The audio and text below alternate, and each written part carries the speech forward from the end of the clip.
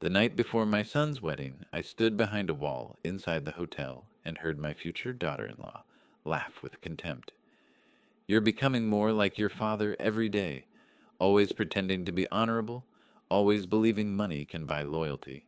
My son only replied, let him believe that for one more night. Tomorrow morning, after I say I do, everything changes hands. I didn't step out. I didn't warn anyone. I simply smiled. Because at the wedding the next day, I had prepared a gift neither of them would ever dare to open twice. Thank you for being here. It means more than you know. Tell me in the comments, what city or country are you joining from today? Let's see how far this story travels. Note this story includes fictional elements for educational purposes. Names and settings are coincidental. The message, however, is one worth carrying with you. I had not planned to arrive early. The original arrangement was simple enough. Gerald Whitmore, the Plaza's senior events director, had requested 30 minutes of my time to walk through the grand ballroom set up for tomorrow's reception. A courtesy visit, the kind of thing a father does when his son is getting married and the venue bill runs north of $400,000. I had penciled it in between a 3 o'clock call with our Houston freight director and a 6 o'clock dinner I had no real appetite for. Gerald met me at the south entrance at 2 o'clock, sharp exactly as arranged. He was a trim man in his early 50s with silver hair, parted cleanly on the left, and the particular manner of someone who had spent 3 decades making wealthy people feel their money was well spent. He shook my hand with both of his. Mr. Stirling, what an honor. Everything is coming together beautifully for tomorrow. Absolutely beautifully.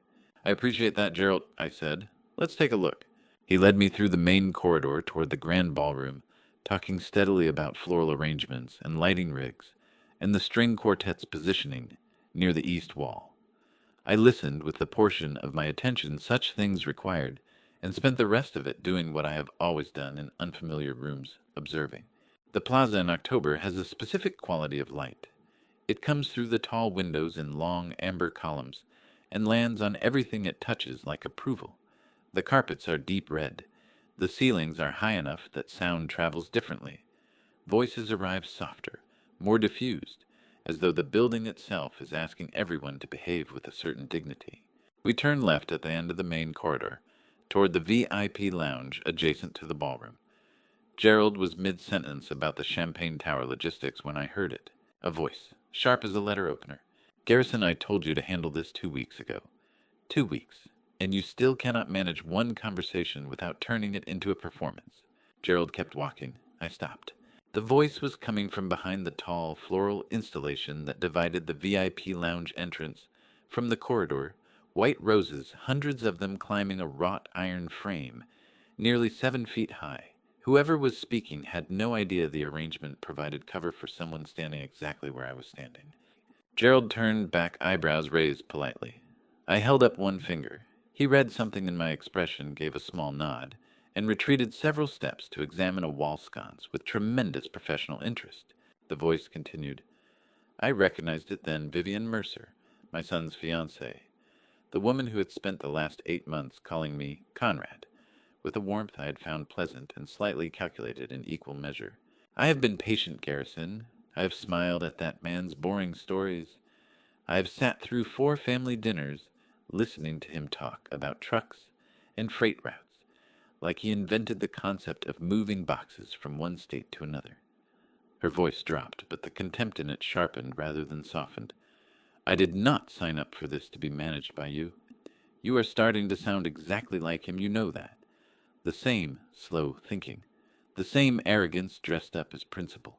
My son's response came back, and something cold moved through my chest. Not because of the anger in his voice, but because of the complete absence of it. Viv, relax. Garrison's voice was smooth, unbothered, the tone of a man discussing a logistics problem, not a person. The old man is not an obstacle. He is a mechanism. We use the mechanism, and then we park it somewhere. It cannot cause any further complications. Park it. Vivian's laugh was not a laugh. That is a very gentle word for what you are describing. I have a gentle vocabulary when the situation calls for it. I heard the smile in my son's voice, the same smile I had watched him deploy in board meetings and charity galas and across dinner tables for 38 years. Tonight, I bring him the documents. He signs them, and he will sign them Viv, because he trusts me and because the language is designed to look like a routine insurance provision for future grandchildren. By the time any of his people look closely at what he actually transferred, we will be on a flight to the Maldives, and the conservatorship hearing is already scheduled for the following Thursday. My grip tightened around the glass of water Gerald had handed me somewhere in the last 5 minutes. I had not noticed I was still holding it, and the hearing, Vivian pressed, is not a problem. We filed the petition 11 days ago. We have 2 medical affidavits, both signed both from licensed practitioners, both documenting a pattern of cognitive decline. Garrison paused. Dad's been having headaches and dizzy spells for months. He mentioned it himself at dinner back in August. We simply ensured those symptoms were documented with the appropriate clinical framing. The glass in my hand was very cold. The facility in Connecticut has already confirmed the intake appointment, Garrison continued. Private room, very dignified. He will be comfortable. Another pause. He just will not be in a position to contest anything once we are legally established as his guardians. Vivian made a sound, something between satisfaction and impatience. And the mother situation, Eleanor has been gone for 2 years. There is no mother situation. I set the glass down on the narrow ledge beside me. I set it down with extraordinary care, making no sound at all. My hand, I had noticed with some distant clinical interest, was not shaking. 40 years of sitting across from people who wanted things from me had built in me a reflex for stillness that operated entirely independently of whatever was happening in my chest. Gerald Whitmore was still studying the wall sconce. His shoulders had a careful, deliberate quality that told me he had heard more than he intended to. I straightened my jacket. I walked forward. I rounded the corner of the floral installation and smiled at Gerald, with the full warmth of a man who had just confirmed that the champagne arrangements were satisfactory. Everything looks excellent, I said. Please thank your team. Gerald turned back to me. Something flickered behind his eyes' concern, or perhaps just the professional alertness of a man trained to read emotional weather in wealthy guests. Of course, Mr. Stirling, we want tomorrow to be absolutely perfect. It will be, I said. I meant it. Only one of us understood exactly what that meant. I walked back through the amber light of the main corridor, past the tall windows with their view of Central Park, going gold in the October afternoon, and I kept my face arranged in the expression of a father with nothing on his mind except his son's wedding. Inside a door had closed on 40 years of a particular kind of blindness. Recognition, I have learned, does not arrive loudly. It does not announce itself with dramatics or outrage. It arrives the way the most important things always arrive quietly, precisely, and with the full weight of everything you should have seen before settling into place behind it. I had seen it now, and I was not going to waste a single moment of the 24 hours I had left. The elevator doors closed, and for the first time since I had walked into the plaza that afternoon, I was alone. 18 floors. I counted them the way a man counts his breath when he is trying not to let his hands shake. The tower suite sat at the corner of the building, round-walled, overlooking Fifth Avenue through glass, that made the city look like something painted rather than real. I had stayed in this room 4 times in my life. The first time Eleanor had stood at that window in a cream-colored dress, and told me the city looked like it was performing for us. I had laughed and said everything performs for money eventually. She had not laughed. She had looked at me with that particular patience of hers, steady, a little sad, and said, "Not everything, Conrad." I sat on the edge of the bed and pressed my palms flat against my knees to stop the trembling. I had not cried when Eleanor died. I had stood at her graveside in October 2 years ago, the same month I noticed now, the same sharp air, and felt nothing except a cold, spreading numbness that I told myself was grief because I did not know what else to call it. I had organized the funeral with the same precision I applied to quarterly earnings calls. I had thanked people for coming. I had gone back to work on a Monday. What I understood now, sitting in this room with the city glittering beyond the glass, was that the numbness had never been grief. It had been guilt. I had spent 40 years building something and told myself the building was for her, for us, for whatever future we might leave behind. But Eleanor had not needed an empire. She had needed a husband who came home before 9 o'clock and remembered that she hated tulips and understood that her silence at dinner sometimes meant she was frightened, not tired. I had missed every one of those signals for 4 decades. And someone, my own son, the boy I had carried on my shoulders in a Houston parking lot, at 3 years old, had used the distraction I built to poison her. Slowly, in the quiet of a life I was too busy to pay attention to. That thought did not arrive gently. It arrived like a fist. I stood up, walked to the window, and looked at Fifth Avenue the way Eleanor had once looked at it, not performing, not calculating, just seeing. Taxis moved in their yellow clusters.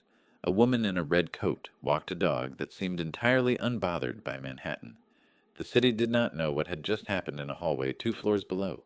The city did not care, and that was in its way a mercy. I had 24 hours. I had the names of 2 people I trusted without condition: Theodore Marsh, who had been my attorney since before Garrison was born, and Adrienne Wolfe, who had spent 11 years at the FBI before I hired her, and who had never once told me what I wanted to hear, when what I needed to hear was different. I had evidence I had not yet fully seen, and I had something Garrison did not believe I possessed. Any more the precise, unhurried patience of a man who has waited before and knows how to time his move. I pulled out my phone. Theodore answered on the second ring as he always did, as though he had been expecting the call since morning. "I need you and Adrienne," I said. "Chrysler Building. 1 hour." A brief pause, not hesitation, just Theodore absorbing information. "I'll have the coffee ready." I put the phone in my pocket, took one last look at the city Eleanor had once said was performing, and walked to the door.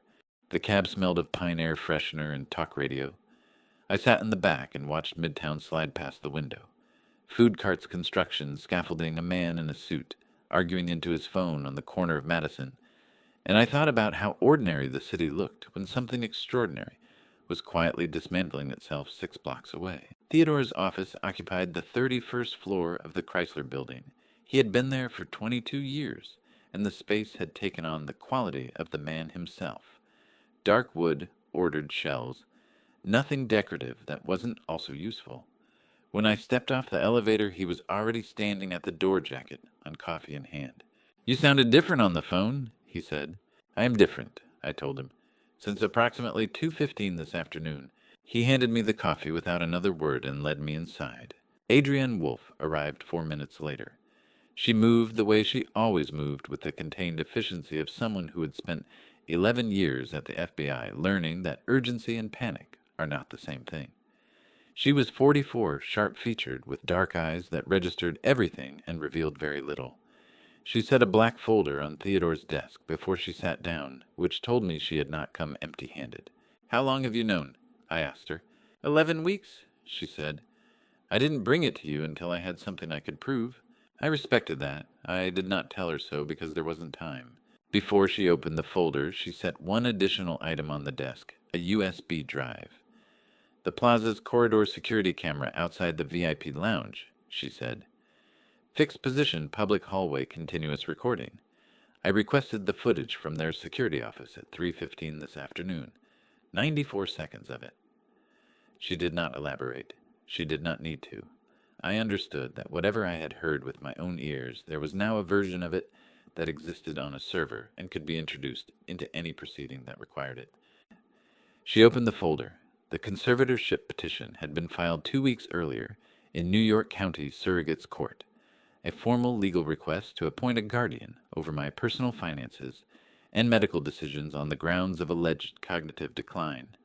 Garrison had submitted signed affidavits from 2 physicians I had never met. A court-appointed evaluator was scheduled to assess me within 10 days. If the evaluation supported the petition, a temporary guardianship could be granted before the end of the month. "He filed it 2 weeks ago," I said. 16 days ago, Theodore said. "I received notice this morning through the court's electronic filing system. I should have been named as your representative. I wasn't. Someone substituted a different contact address. Warren Caulfield." It did not need to be said aloud. Theodore said it anyway because Theodore believed in stating facts clearly. Adrienne moved to the second section of the folder. Over 19 years, Warren had used 11 separate budget lines within Stirling Logistics to route payments to shell companies registered in Delaware and Wyoming. Each transaction stayed below $10,000, the federal reporting threshold under the Bank Secrecy Act, which requires financial institutions to flag any cash transaction above that amount. By keeping every transfer just beneath the limit, Warren had moved approximately $4.3 million without triggering a single automatic review. It was patient, methodical, and very nearly invisible. Nearly, I said. He made one mistake, Adrian said. 7 months ago, 2 of the shell companies shared a registered agent address. I found it during a routine vendor audit. One mistake in 19 years. I would have admired the discipline if the betrayal hadn't sat in my chest like something calcified. Theodore leaned forward. We have tonight and tomorrow morning. After that, the public nature of the wedding makes containment impossible. Then we don't contain it, I said. We use it. Theodore nodded once. Adrian reached into her bag and placed a second folder on the desk. This one had no label. There's something else, she said.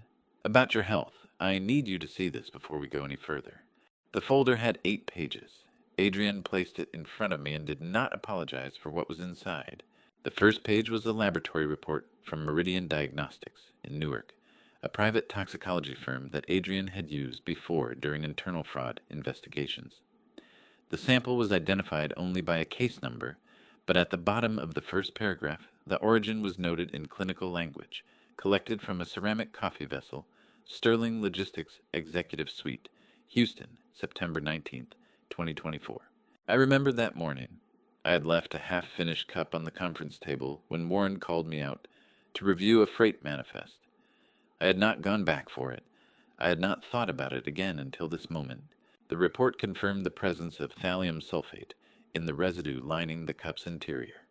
The concentration extrapolated to regular daily exposure over an 8 to 12-month period was consistent with chronic low-dose poisoning. Thallium, I said. It's a heavy metal, Adrian said, and her voice was steady in the way that people's voices get when they are working hard to keep them that way. Colorless, odorless, no taste. The United States banned it from consumer products in 1972 because it's nearly impossible to detect without specifically testing for it. Chronic exposure at low doses doesn't look like poisoning. It looks like aging. It looks like cognitive decline. I set the page down with both hands flat on the desk because if I had held it any longer, I would have torn it in half. Eleanor, I said. Theodore did not move. Adrian met my eyes. Her symptoms over the last 2 years of her life, the tremors, the memory gaps, the fatigue that her doctors attributed to a degenerative condition, are consistent with chronic thallium exposure. Adrian said, I contacted Dr. Harmon Fields at NYU Langone last week. He's a toxicologist with 30 years of clinical experience. He reviewed Eleanor's medical file, which I obtained through your existing power of attorney. His assessment is in the report. Page 4. I turned to page 4. Dr. Fields had written his conclusion in the careful, qualified language of an expert who understands courtrooms. In my professional opinion, the symptom progression documented in Mrs. Eleanor Stirling's records between March 2020 and October 2022 is clinically consistent with chronic thallium sulfate poisoning and inconsistent with the idiopathic neurological diagnosis recorded at time of death. My wife had not died of a disease. She had been killed by increments quietly over years, by someone who sat at our dinner table and called her mom. I stood up from the chair. I walked to the window and pressed one hand against the glass, because I needed something solid and cold to hold against. The anger that moved through me was not the sharp reactive kind. It was the deep structural kind, the kind that doesn't burn out, because it has found its foundation and intends to stay. What do we do with this legally? I asked. My voice came out level. I was surprised. Dr. Fields will provide a sworn affidavit, Theodore said. Combined with the toxicology report, it gives Agent Calvin Briggs at the FBI's White Collar and Financial Crimes Division enough to add criminal poisoning to the federal referral. I've already drafted the referral letter. Briggs can receive it within the hour. I turned from the window. Send it. Theodore reached for his phone. Adrian picked up the last item in the folder, a single sealed envelope with Vivian Mercer's name written on the outside in her own handwriting. There's one more thing you need to see, she said, about where Vivian fits into all of this. The envelope was not sealed with glue. It was held shut by a single metal clasp, the kind used for legal documents, as though whoever assembled it understood that what was inside deserved a certain formality. Adrian opened it and placed the contents on the desk in 3 separate stacks. Photographs, a timeline printed on white paper, a background report, 14 pages with a red tab on page 7. Vivian Mercer, Adrian said, born 1992 in Savannah, Georgia, degree in finance from Emory University, worked at 2 private wealth management firms before leaving the industry in 2019. No disciplinary record on file, but her departure from both firms was preceded by internal compliance reviews that were ultimately closed without action. I looked at the photograph on top of the first stack. Vivian at what appeared to be a charity event. Black dress, composed smile, standing close to a man I recognized immediately. Not Garrison, Warren Caulfield. The photo was dated October 2021, the Met Gala after party. Warren introduced them, I said. Warren engineered it, Adrian said, but she came to you first. She slid a single page across the desk. It was a guest list from a private equity conference in Palm Beach. February 2021, 8 months before the Met Gala photograph. My name was on it. So was Vivian Mercer's. I remembered her. Not immediately and not clearly, but the memory surfaced with the particular reluctance of something the mind has filed under irrelevant. A young woman at the pre-dinner reception, sharp-eyed, well-dressed, who had introduced herself and steered the conversation toward Stirling Logistics within 3 minutes. I had listened for perhaps 4 minutes total before excusing myself. I had not thought about her again. She approached you directly at that conference, Adrian said. Attempted 2 follow-up contacts through your assistant's public email in March and April of 2021. Both were declined. Warren became her point of access to the Stirling family 8 months later. I sat with that for a moment. A woman had decided she wanted proximity to this company had tried. The direct approach, been turned away, and then found a side door.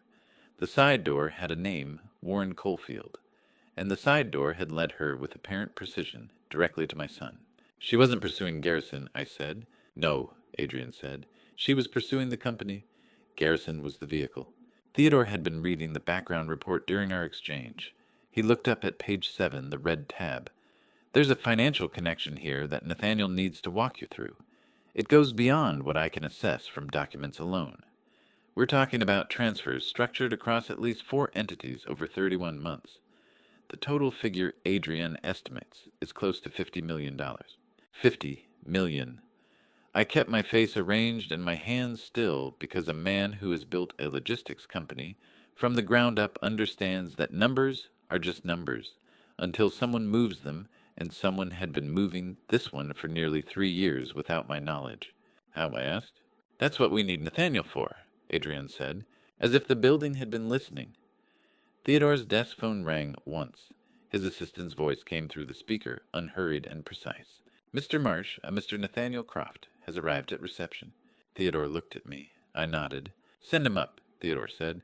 Nathaniel Croft was 58 years old and looked like a man who had spent 3 decades in a rooms.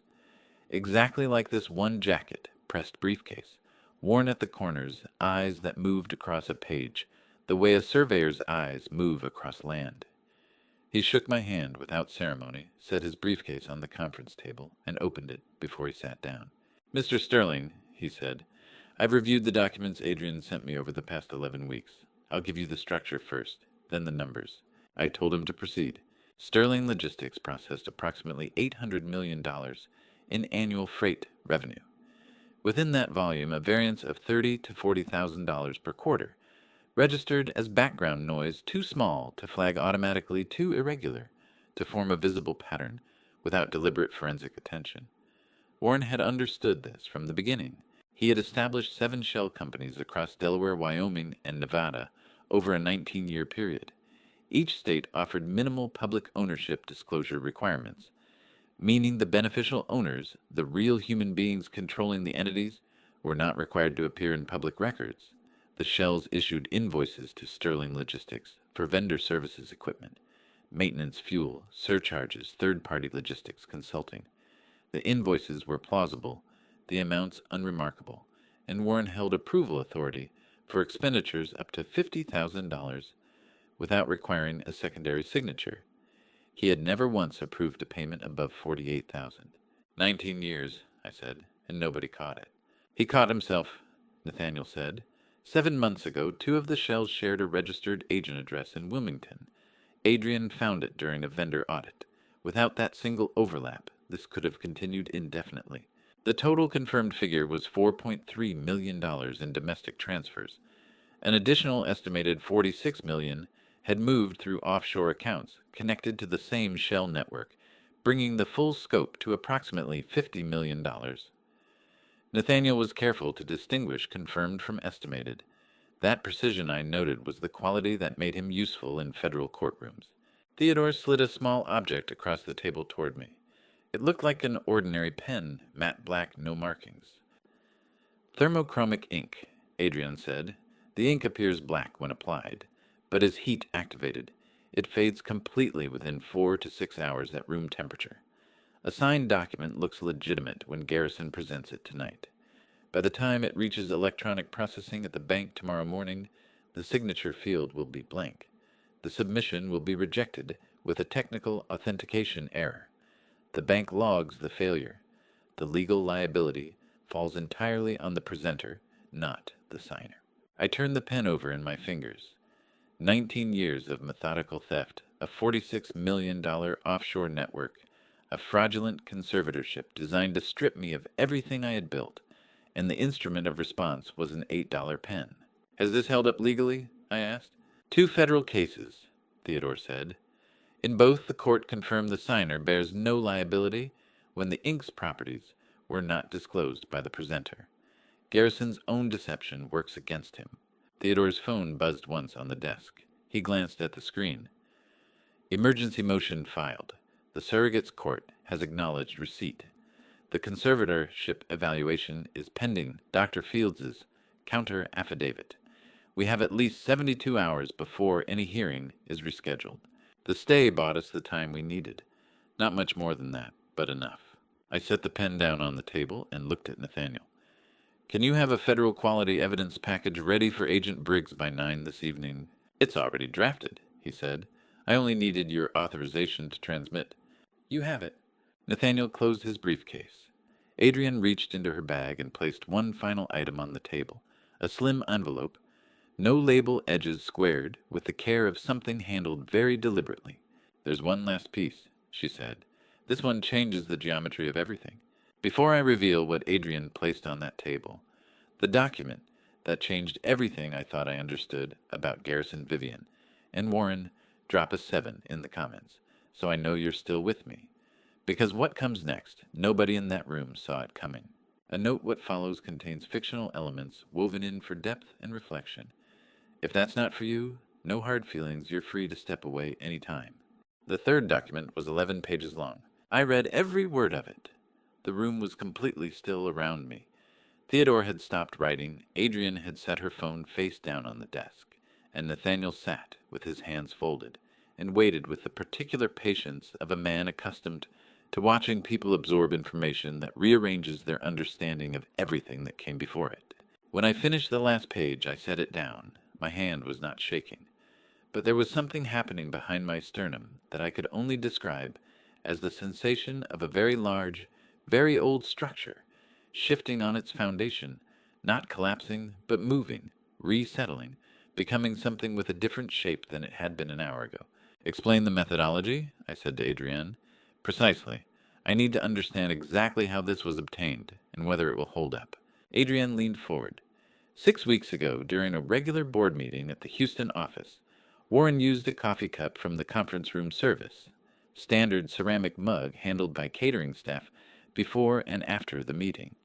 At the conclusion of the meeting, before the catering staff cleared the table, I collected the mug myself. I told the room I was helping clean up. She paused.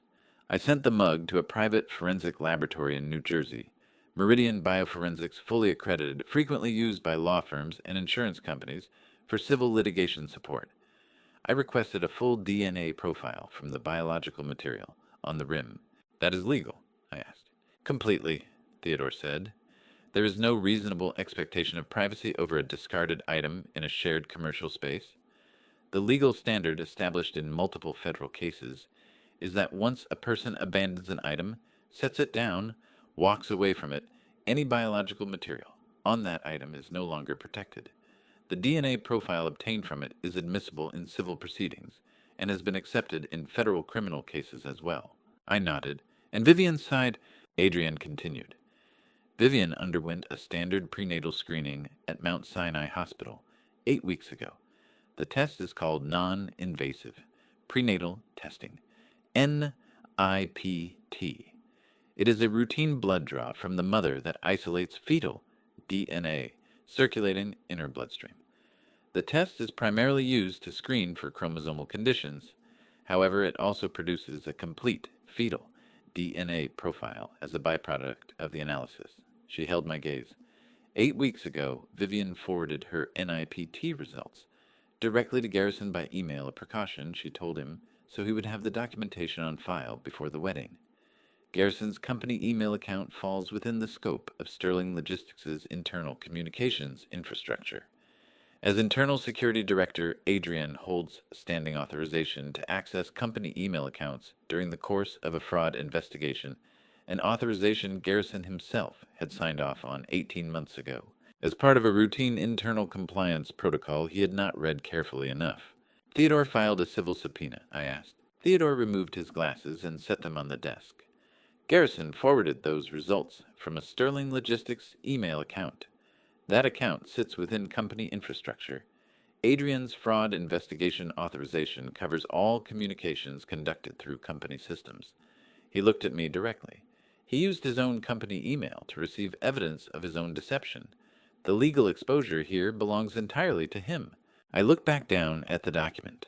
The comparison was presented across 2 pages. Warren Caulfield's DNA profile on the left, the fetal profile from Vivian's NIPT results on the right. Below both in Nathaniel's clean, precise, formatting a single line. Probability of paternity, 99.97%.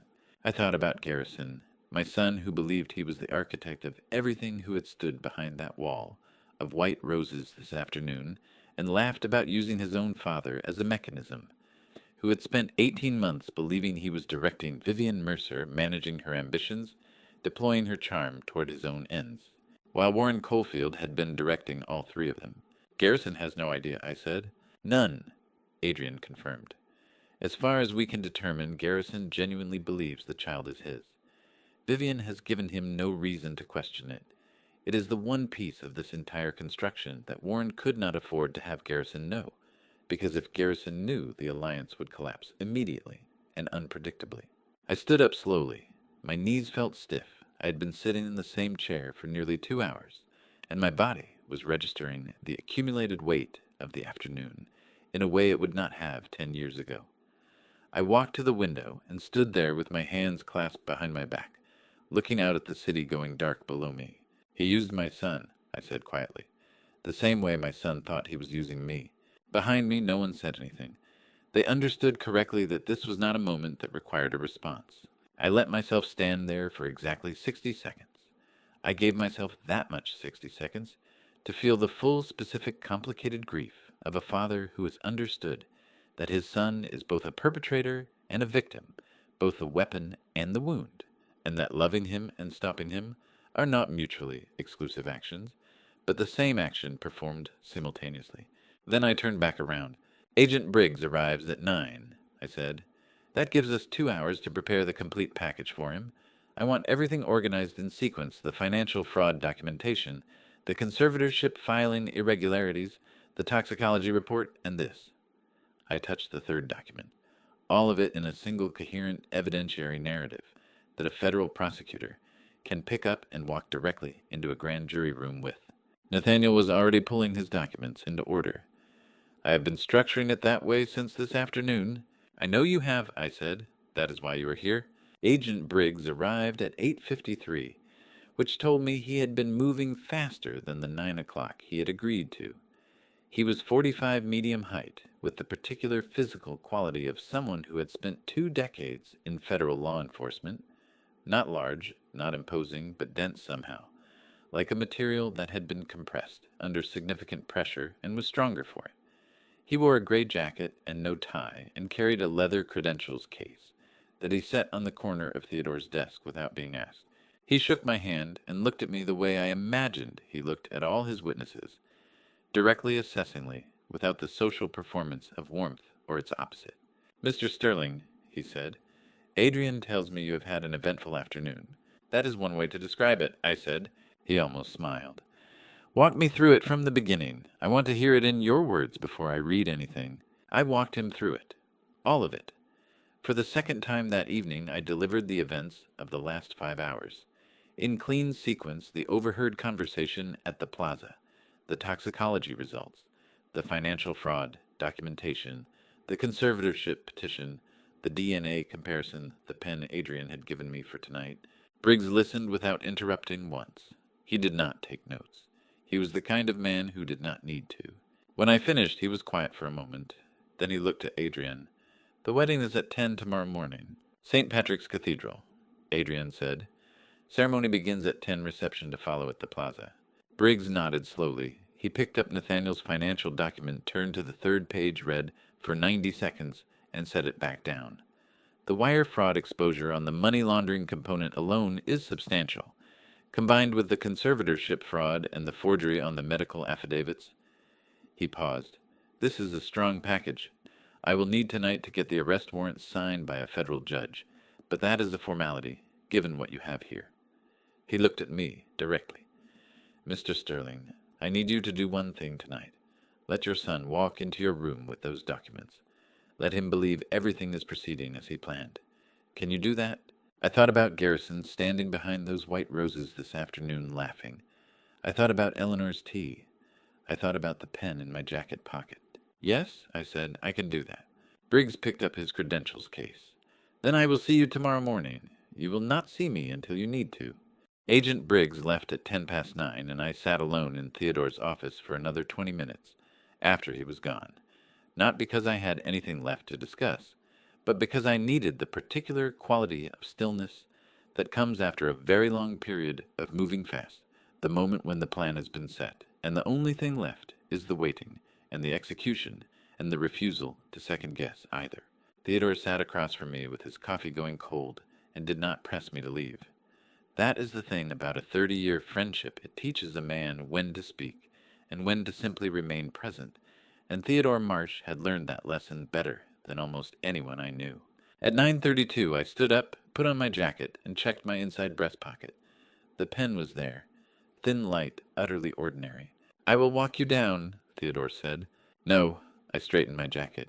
"Go home. Sleep for a few hours. I need you sharp tomorrow, not exhausted." He looked at me with the expression he reserved for moments when he disagreed with me but had calculated that arguing would cost more than it returned. "I will be in the lobby at 7. 6:30, I said. "There will be things to review before we leave for the cathedral." He almost smiled. 6:30. I took a car back to the Plaza.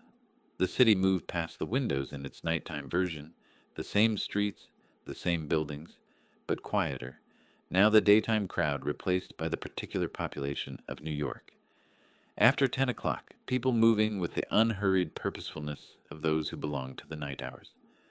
I looked out at it and thought about nothing specific.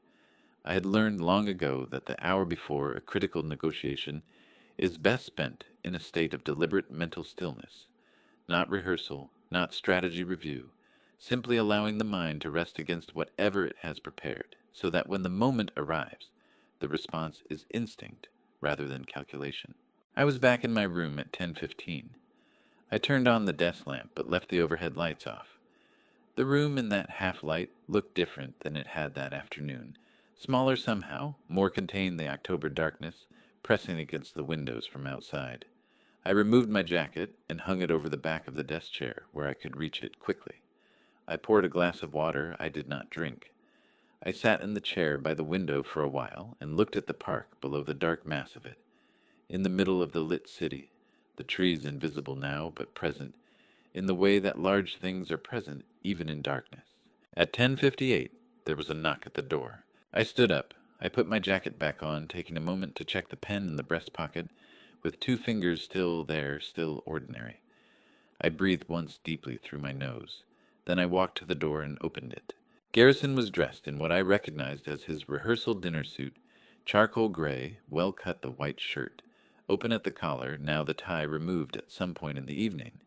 He was carrying a leather portfolio under his arm and holding 2 glasses of scotch, one extended toward me with a smile that reached his eyes perfectly. "Thought you might still be up," he said. "I couldn't sleep either."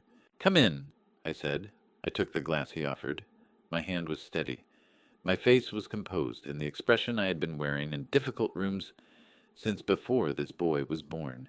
The expression of a man who is present, attentive, and entirely without agenda. Garrison stepped inside. He glanced around the room with the quick, habitual assessment of a man who catalogs.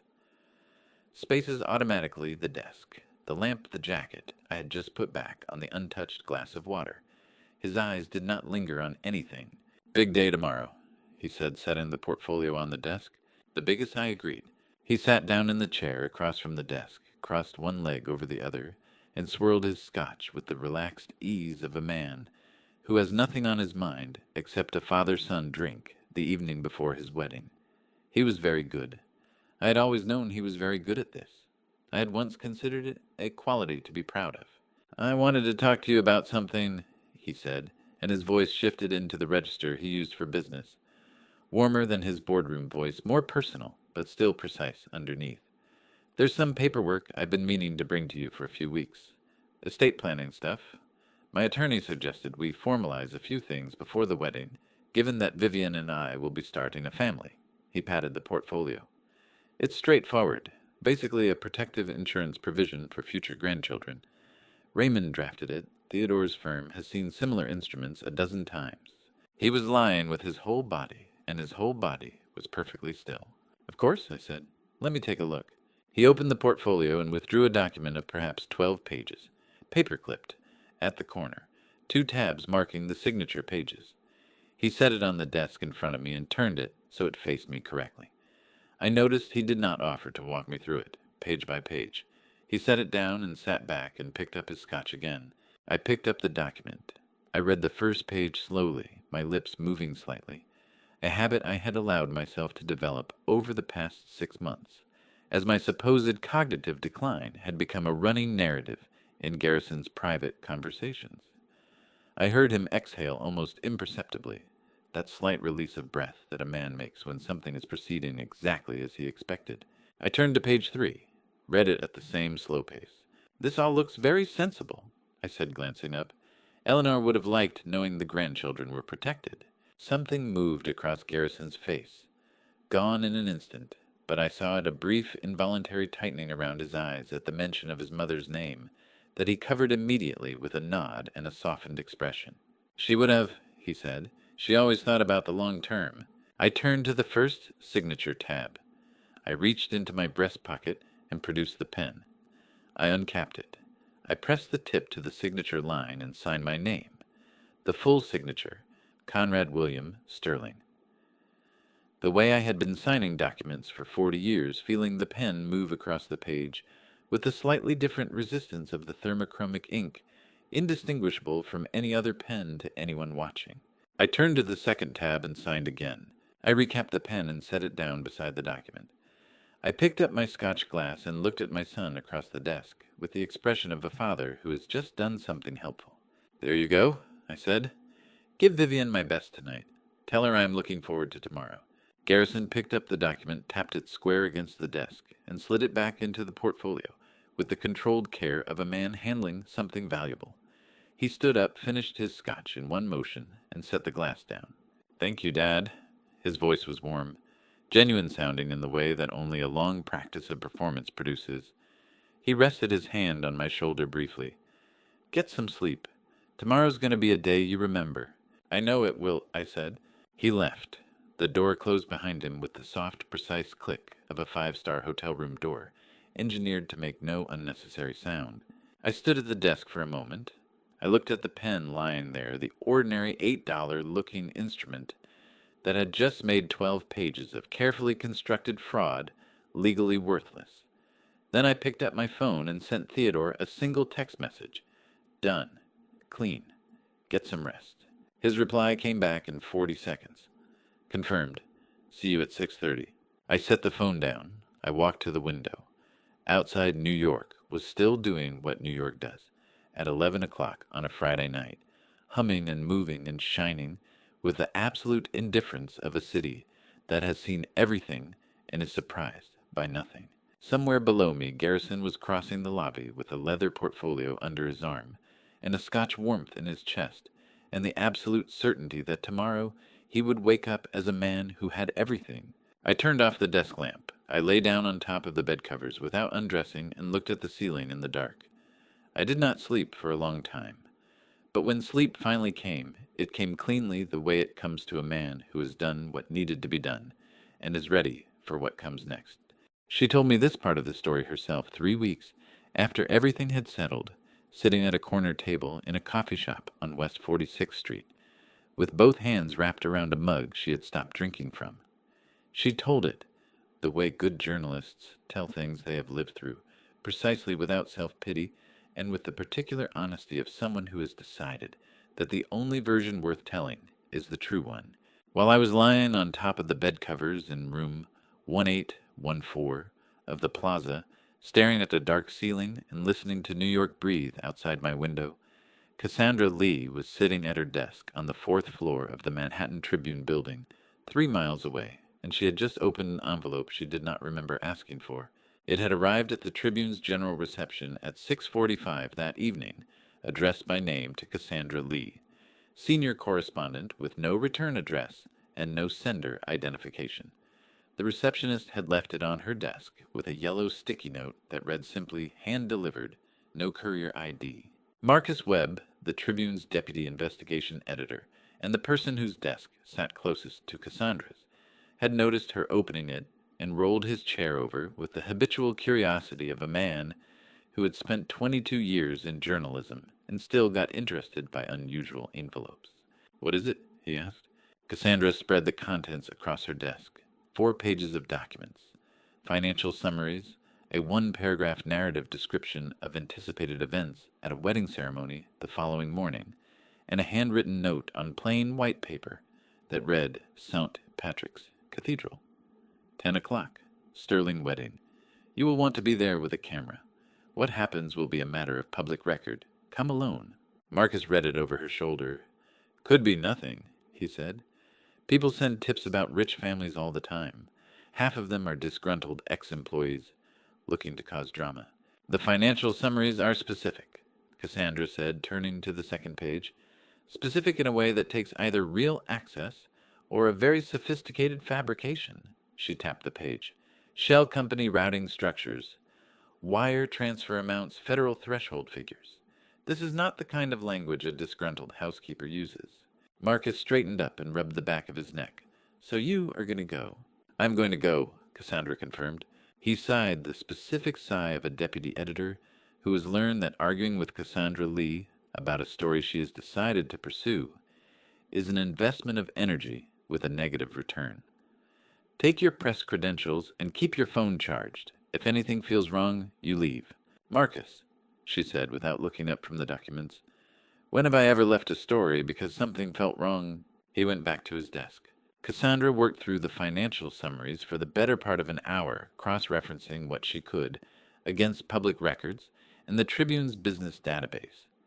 The name Stirling Logistics pulled up a substantial file, a major federal freight company, headquartered in Houston, Texas, privately held, founded, and still chaired by Conrad Stirling, 68, whose profile in the Tribune's archive ran to 11 separate articles over 20 years, covering everything from labor negotiations to federal contract awards. She pulled up the most recent photograph on file. Conrad Stirling at a freight industry conference in Chicago 14 months ago. He was standing at a podium in a dark suit, one hand resting on the edge of the lectern, looking out at whoever was in front of him with the particular expression of a man entirely comfortable with the weight of a room's attention. Cassandra studied the photograph for a long moment. Then, without fully understanding why, she reached into the shallow drawer on the left side of her desk and took out the small mirror she kept there for the practical purposes of a person who sometimes went directly from her desk to an interview without time to stop anywhere else. She looked at the photograph. She looked at the mirror, the jawline, the way the eyes sat slightly deeper than average, framed by the same pronounced orbital bone structure. The smile, or rather the suggestion of a smile, that lived in a specific asymmetry at the left corner of the mouth, even when the face was otherwise composed and serious. Cassandra had been told her whole life that she had her mother's smile. She had accepted this without examination because she had never had a father's face to compare it to. Diana Lee had raised her daughter in Charleston, South Carolina, alone, and without apology, and without ever providing a name or a history for the man who had contributed the other half of Cassandra's genetic material. When Cassandra had asked, as children always eventually ask, Diana had said only, "He was a good man who made a hard choice, and so did I, and that is where that story begins and ends, sweetheart." Cassandra had stopped asking at 17. She had become instead a journalist, a profession that is at its core a structured method for finding out things that people have decided not to tell you. She looked at the photograph one more time. Then she put the mirror away and reached for her phone. She called her mother's number. It rang 7 times and went to voicemail. Mom." Her voice came out steadier than she felt, which was the journalist's reflex operating exactly as trained. "I know it is late. Just call me back when you get this. It is not an emergency. I just want to talk." She paused. "I found something tonight. I do not know what it is yet, but I want to ask you something when you have a minute." She ended the call. She sat for a moment with her phone in her hand, looking at the photograph still open on her computer screen. Then she set the phone down and looked at Marcus across the room. "I'm going to head out," she said. "I want to be at St. Patrick's early tomorrow." Marcus looked up. "How early?" "Early enough to get a good position before the guests arrive."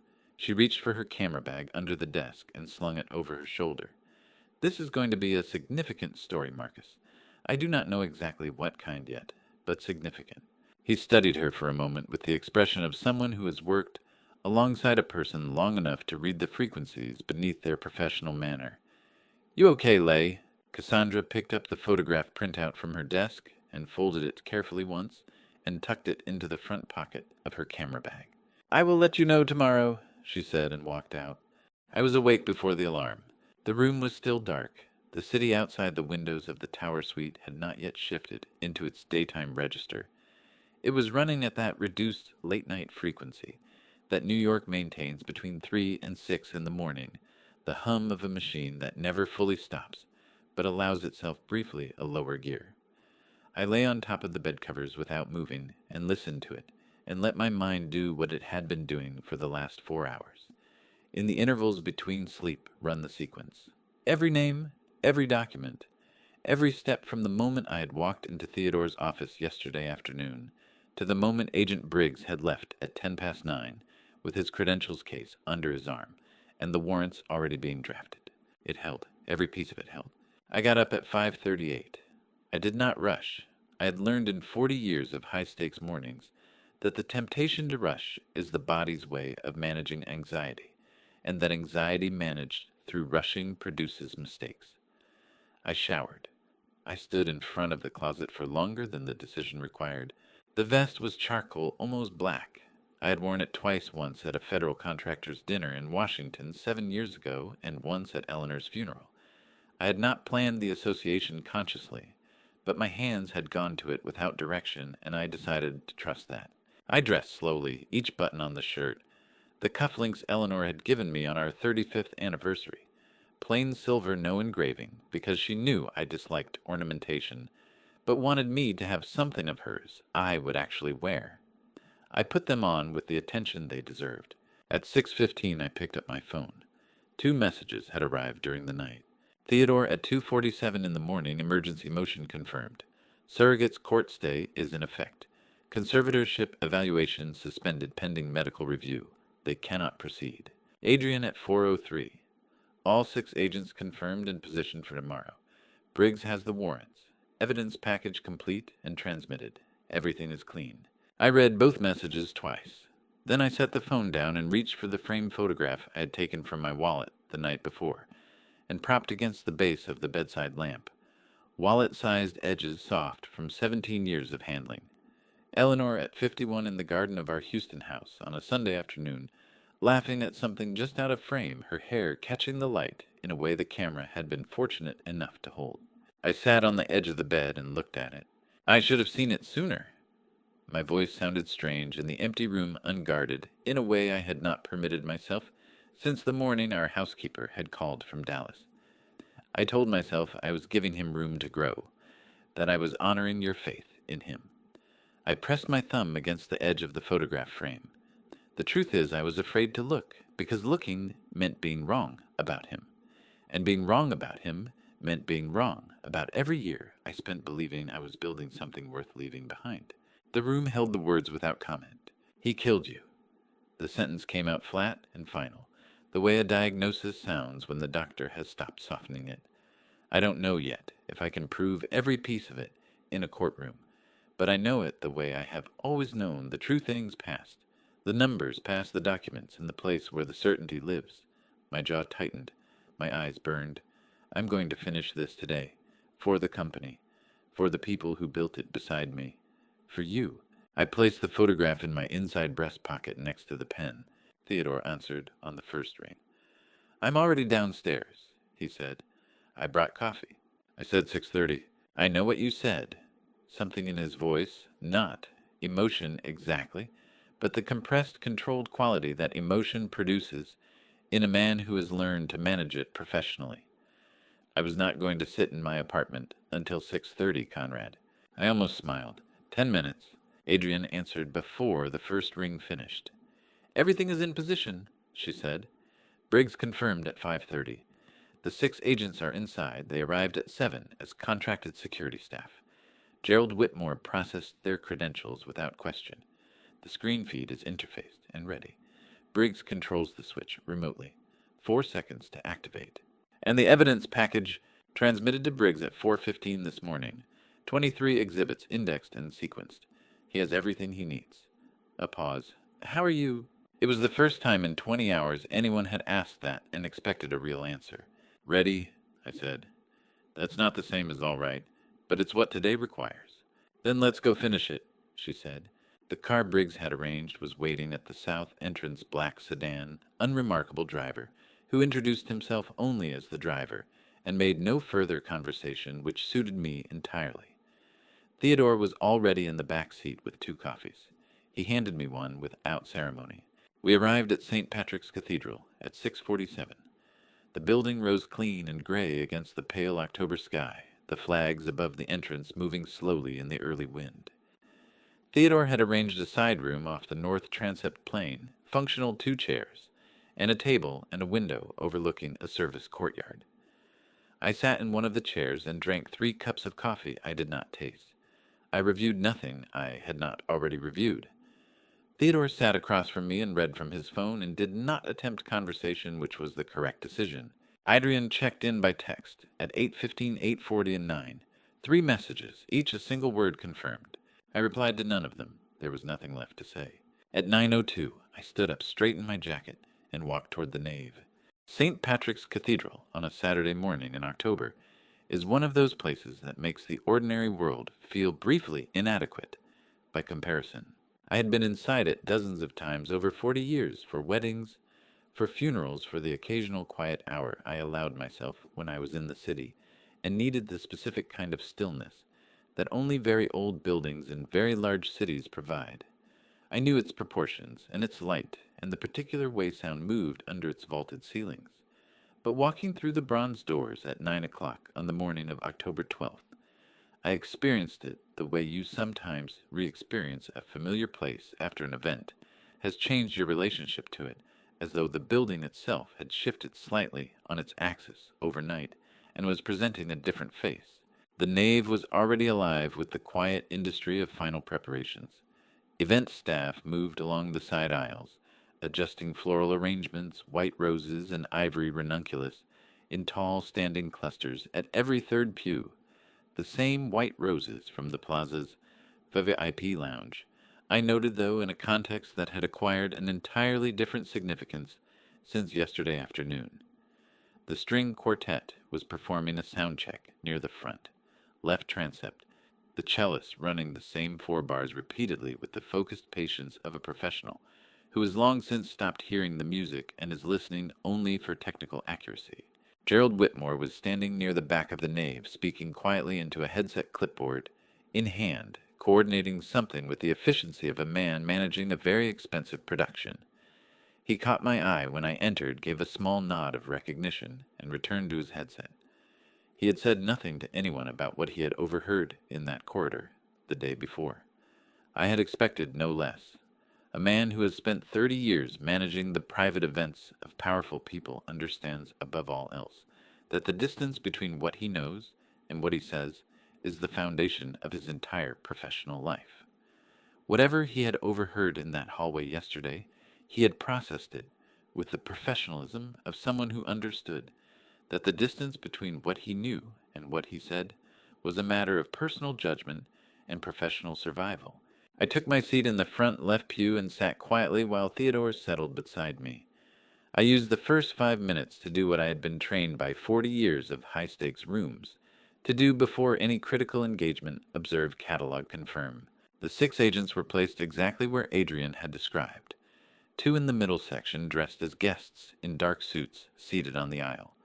2 more along the right side wall standing near decorative pillars appearing to be venue staff.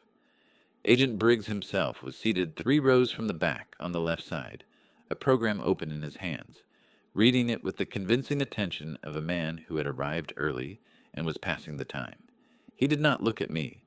I did not look at him beyond the single confirmatory glance I needed. Cassandra Lee was positioned near the rear left pillar with a press lanyard around her neck and a camera bag over one shoulder. She was scanning the room with the practiced, unhurried attention of an experienced photographer establishing her shots. When her eyes passed over me, they moved on without pause, the professional neutrality of a journalist who has not yet connected the subject of her research to the man sitting in the front pew. I noted the 2 large screens flanking the altar white fabric projection surfaces, currently dark installed by the event production team as part of the ceremony's visual presentation. 3 days earlier, Agent Briggs had submitted a formal written request to the Cathedral's operations director. Not a court order, which would have required more time than we had, but a federal law enforcement coordination notice under 28 CFR, Section 0.85, advising that a federal arrest operation would be conducted on the premises and requesting cooperation with technical requirements. The Cathedral's administration had responded within 4 hours. Father Augustine had been informed that morning privately before the first guest arrived. The screens were already ours. In approximately 60 minutes, they would show something considerably different from the wedding slideshow that had been loaded into the standard presentation file. The guests arrived steadily from 9:15 onward. I watched them fill the pews with the particular social choreography of wealthy New Yorkers at a significant event, the careful positioning, the strategic greetings, the assessment of who was present and what their presence signified. 360 people by the time the processional was scheduled to begin, a substantial audience for what was coming. Warren Caulfield arrived at 9:22. He was dressed impeccably, dark navy suit, white pocket square, the composed and self-possessed manner of a man who expected this to be the best day of a very long plan. He shook hands with several guests in the middle section, exchanged words with 2 board members I recognized, and settled into the reserved seating in the second row with the ease of a man who believed his position was entirely secure. He caught my eye once as he sat down. He smiled at me, warm, practiced, the smile of a loyal vice president at his chairman's son's wedding. I smiled back with equal warmth and equal insincerity, and we understood each other perfectly in a way that neither of us could have acknowledged aloud. Father Augustine Pryor emerged from the sacristy at 9:45 to make a final check of the altar arrangements, a tall, silver-haired man of perhaps 60, with the measured, unhurried movements of someone accustomed to conducting ceremonies at which the stakes in his understanding of the word were always ultimate. He had been the presiding priest at St. Patrick's for 11 years, and had officiated at some of the most prominent weddings in New York society. He would officiate at one more this morning, though it would not conclude in the manner he had prepared for. At 9:58, the processional music began. Vivian Mercer entered on the arm of a man I did not recognize. An uncle, I was told later, in a dress that had clearly been designed to make the room understand that no expense had been considered excessive. She was extraordinarily composed. Her eyes were bright and her color was high, and she moved down the aisle with the specific controlled grace of someone performing a role they have rehearsed far longer than the ceremony itself required. I watched her walk toward the altar and thought about the gala 3 years ago, the 12 minutes of focused attention, the folder of research she had compiled before walking into that room. I thought about Warren Caulfield, arranging the introduction to Garrison 6 months later. I thought about 19 months of patient layered construction, the fabricated partnership, the manufactured trust, the slow, deliberate positioning of every piece. She was very good. I would grant her that much. Garrison was already at the altar. He had turned to watch Vivian's entrance, with an expression of unguarded pleasure that might, in another version of this morning, have moved me. He was wearing a charcoal suit, and the particular shine of a man who believed today was the culmination of everything he had worked toward. His eyes found mine briefly as Vivian reached the altar steps, and he gave me the smallest nod, confident, proprietary, the nod of a man who believed the board had been cleared and the game was already won. I nodded back. He had no idea that the leather portfolio he had submitted electronically to First Federal Bank at 7:43 this morning had been rejected at 7:44 with a system notification. Reading signature authentication failed. Please resubmit with valid authorization. He had assumed it was a technical error. He had made a note to call the bank's commercial accounts team on Monday. There would not be a Monday in which that call was relevant. Father Augustine took his position at the altar and opened his ceremony book.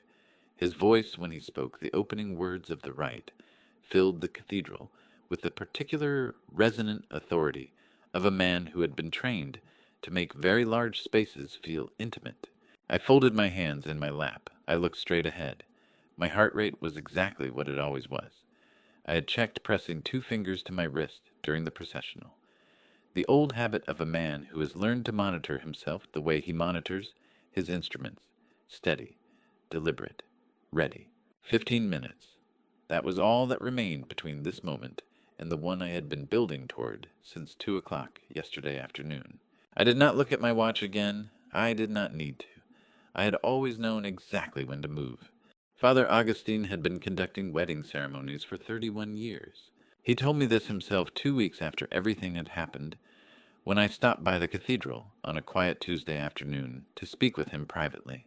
He said it not with pride exactly, but with the matter-of-fact weight of a man accounting for the specific volume of human experience his profession had required him to witness. 31 years of standing at that altar and watching 2 people make the largest promise of their lives. He said he had seen nervous grooms and weeping brides and fainting groomsmen and a ring-bearer who released a live butterfly he had smuggled in his jacket pocket. He said he had never in 31 years heard the answer that he heard on the morning of October 12th. But I am getting ahead of myself. The ceremony moved through its first 15 minutes with the unhurried, scripted precision that Father Augustine's reputation guaranteed. The readings were delivered by 2 of Garrison's associates, men I recognized from board functions, their voices steady and their expressions appropriately solemn. The string quartet played between sections with the clean, controlled beauty of musicians who understood that their function was atmospheric rather than performative. I sat in the front pew and watched my son stand at the altar beside the woman who had spent 3 years engineering her way to this moment, and I kept my face in the careful arrangement of a proud father, and I thought about Eleanor's cufflinks at my wrists, and the photograph in my breast pocket, and the pen beside it, and I breathed with the deliberate steadiness of a man who has learned that the body will follow wherever the mind insists on leading it. Garrison caught my eye twice during the readings. Both times he held my gaze for a moment with an expression I read as satisfaction, the deep, settled satisfaction of a man who believes the last variable has been accounted for. I returned the look with what I hoped he read as paternal warmth. Whatever he read in it, he seemed content. Warren Caulfield sat 2 rows behind me and slightly to my right. I could feel his presence the way you feel, a draft from a gap in a wall you had believed was solid. Not dramatically, not with alarm, but with the constant low-level awareness of structural compromise. He had not looked at me since his smile in the aisle. He was watching the ceremony with the composed attention of a man performing normality, so practiced it had become indistinguishable from the real thing. Father Augustine's voice rose as the exchange of vows approached, filling the cathedral with the resonant, particular authority I had noticed during his opening. He was a man who understood the acoustics of his space. The way a conductor understands an orchestra, he knew exactly how much voice the room required, and never gave it more or less. Garrison and Vivian turned to face each other. Vivian's eyes were bright. Her bouquet was perfectly still in her hands. Whatever she was feeling in that moment, and I had long since stopped trying to map genuine emotion onto a face that had been professionally composed for 3 years, she presented the appearance of a woman entirely present in the life she was about to begin. Garrison took her hands. His shoulders were back. His jaw was set in the particular line that meant he believed himself in command of the situation. The vows were exchanged. The rings were produced. Father Augustine moved toward the final section of the rite, his voice measured and certain. And then he paused. It is a formal pause, a liturgical one. It has been part of the Roman Catholic marriage rite for centuries, and in most ceremonies it is the quietest moment of the entire proceeding. A few seconds of ritual silence before the final blessing, a space that exists theologically to allow for the possibility of truth. Father Augustine looked out at the congregation. His voice was measured and clear. If anyone here present knows of any lawful impediment, why these two persons should not be joined in holy matrimony, let them speak now or forever hold their peace. The silence that followed lasted 3 seconds. I have counted them many times since. 3 seconds of the string quartet, not playing, of 360 people, not moving, of Father Augustine's eyes, traveling the room with the practiced patience of a priest who has asked this question 400 times, and received silence 400 times, and fully expected to receive it a 401st. I stood up. My knees did not shake. My hands did not tremble. The cufflinks at my wrists caught the light from the stained glass above the altar, and threw 2 small points of color onto the pew in front of me as I rose. The last thing I noticed before my full attention narrowed to the space between myself and the altar. I heard the room change before I saw it change. A collective intake of breath, very soft, moving through 360 people, simultaneously like wind moving through a wheat field, present everywhere at once and sourced from no single point. I stepped out of the pew. I walked up the center aisle. Not quickly, not with the urgent, disruptive energy of a man making a scene, with the measured, deliberate pace of a man who has been walking into difficult rooms for 40 years, and has learned that the speed at which you enter communicates everything about whether you belong there. I belonged there. I had built the family standing at that altar. I had funded the foundations that maintained the cathedral in which they stood. I had signed the check for the $400,000 reception in the hotel 3 blocks away. Whatever happened next, I had earned the right to this walk. Garrison's face changed the moment he recognized what was happening. The satisfaction drained out of it, not suddenly, not dramatically, but the way color leaves a face when the blood redirects itself to somewhere the body has decided is more urgent. His hands dropped away from Vivienne's. His chin came up. His eyes went from me to the room, to me again, running calculations at a speed I could see but not entirely follow. Vivienne's bouquet tilted, just slightly. Her composure held, but something behind her eyes flickered and went out like a pilot light encountering a draft. Warren Caulfield made a sound I did not hear clearly somewhere behind me, a sharp exhale or the beginning of a word that did not finish. I reached the foot of the altar steps and stopped. I turned to face the congregation. 360 faces looked back at me, some confused, some alarmed, some already leaning toward their neighbors with the instinctive social reflex of people who sense that what they are witnessing will be worth describing later. Father Augustine looked at me with the steady evaluating attention of a man who has presided over enough human moments to know when one is genuine. He did not speak. He waited. I looked at the room. I looked at my son. I looked at the woman beside him. I looked at Warren Caulfield in the second row, whose face had gone very still, in a way that had nothing to do with composure and everything to do with the specific quality of stillness that arrives when a man realizes the thing he believed was under control has just announced itself as otherwise. Then I looked back at the congregation and I spoke. "I have cause." My voice did not shake. It carried cleanly to the back of the cathedral, without effort the way it always had in rooms that required it to carry. "My name is Conrad Stirling.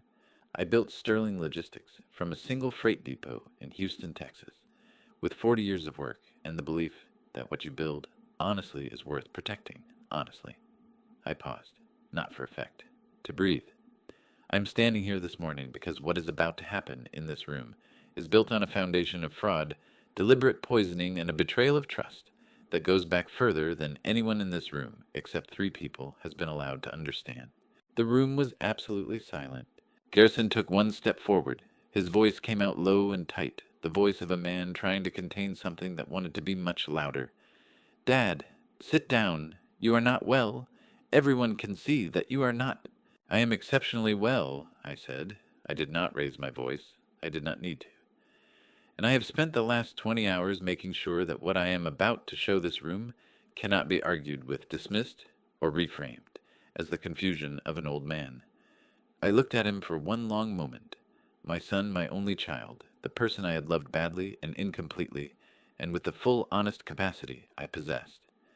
"I am sorry it came to this, Garrison. I am genuinely sorry." He opened his mouth again, but I had already looked toward the screen. I gave the nod that Adrian and I had agreed on, small, unhurried. The same nod I used in boardrooms when I wanted something to begin. 4 seconds later, both screens flanking the altar went from dark to brilliant white. And then the sound began. "Before I take you inside St. Patrick's Cathedral, before the screens light up and everything Conrad built toward finally arrives, comment truth below, so I know you're still here. Because in the next few minutes, every lie Garrison told, every move Vivian calculated, every dollar Warren stole is about to be exposed in front of everyone. One final note: this story carries fictional elements crafted with care not to deceive, but to illuminate something worth understanding.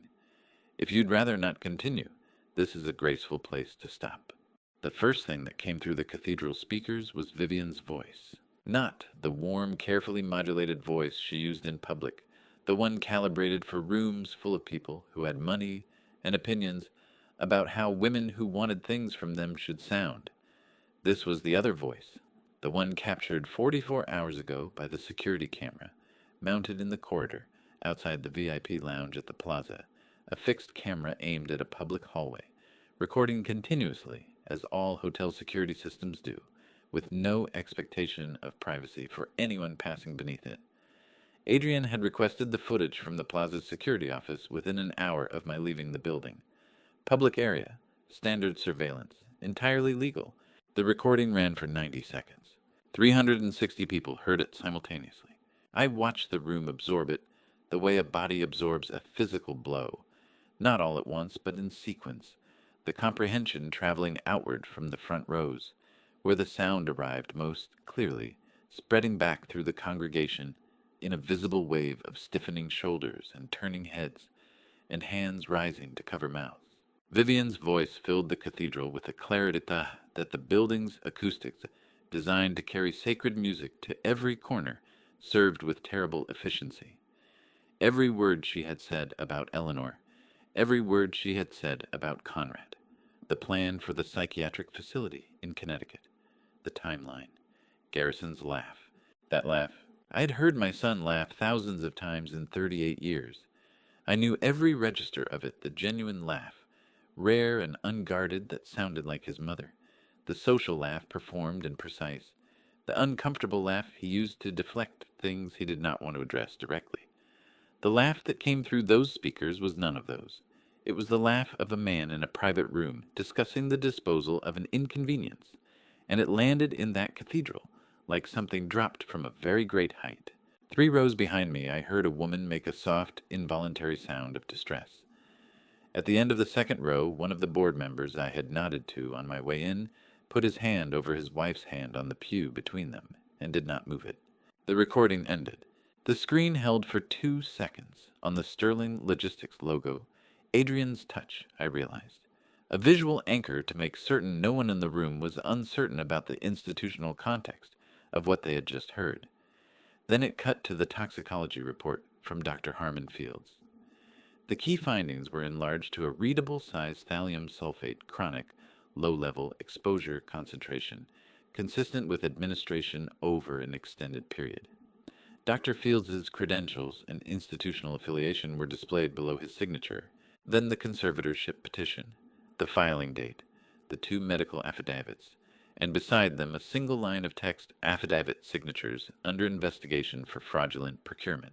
Then the financial summary Nathaniel had prepared clean, precise, organized, so that even someone with no background in forensic accounting could follow the routing trail from Stirling Logistics' operational accounts through 7 shell companies to Warren Caulfield's beneficial ownership filing in Westchester County.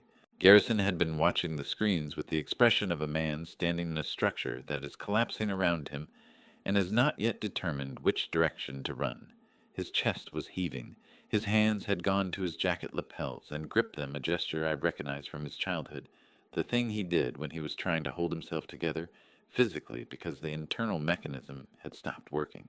Vivian had taken 2 steps back from the altar.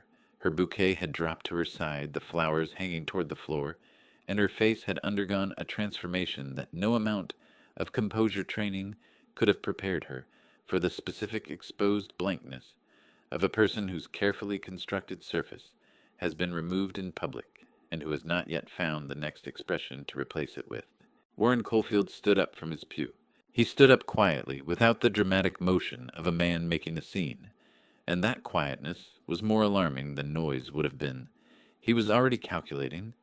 I could see it in the set of his jaw and the direction of his eyes, not toward the screens, not toward Garrison, but toward the side aisle and the door beyond it. 20 years of careful patient planning, and his first instinct when it collapsed was still the same as it had always been. Move quietly, move fast, and do not announce the movement. He had taken exactly 3 steps toward the side aisle when Agent Calvin Briggs stood up from his seat 3 rows from the back.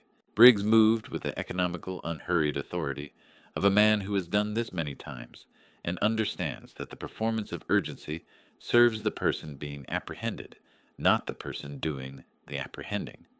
He produced his credentials case and held it open as he walked forward, and the 2 agents positioned along the right wall began moving simultaneously, and the 2 in the middle section were already on their feet. Warren Caulfield. Briggs's voice carried cleanly in the silence. Federal Bureau of Investigation.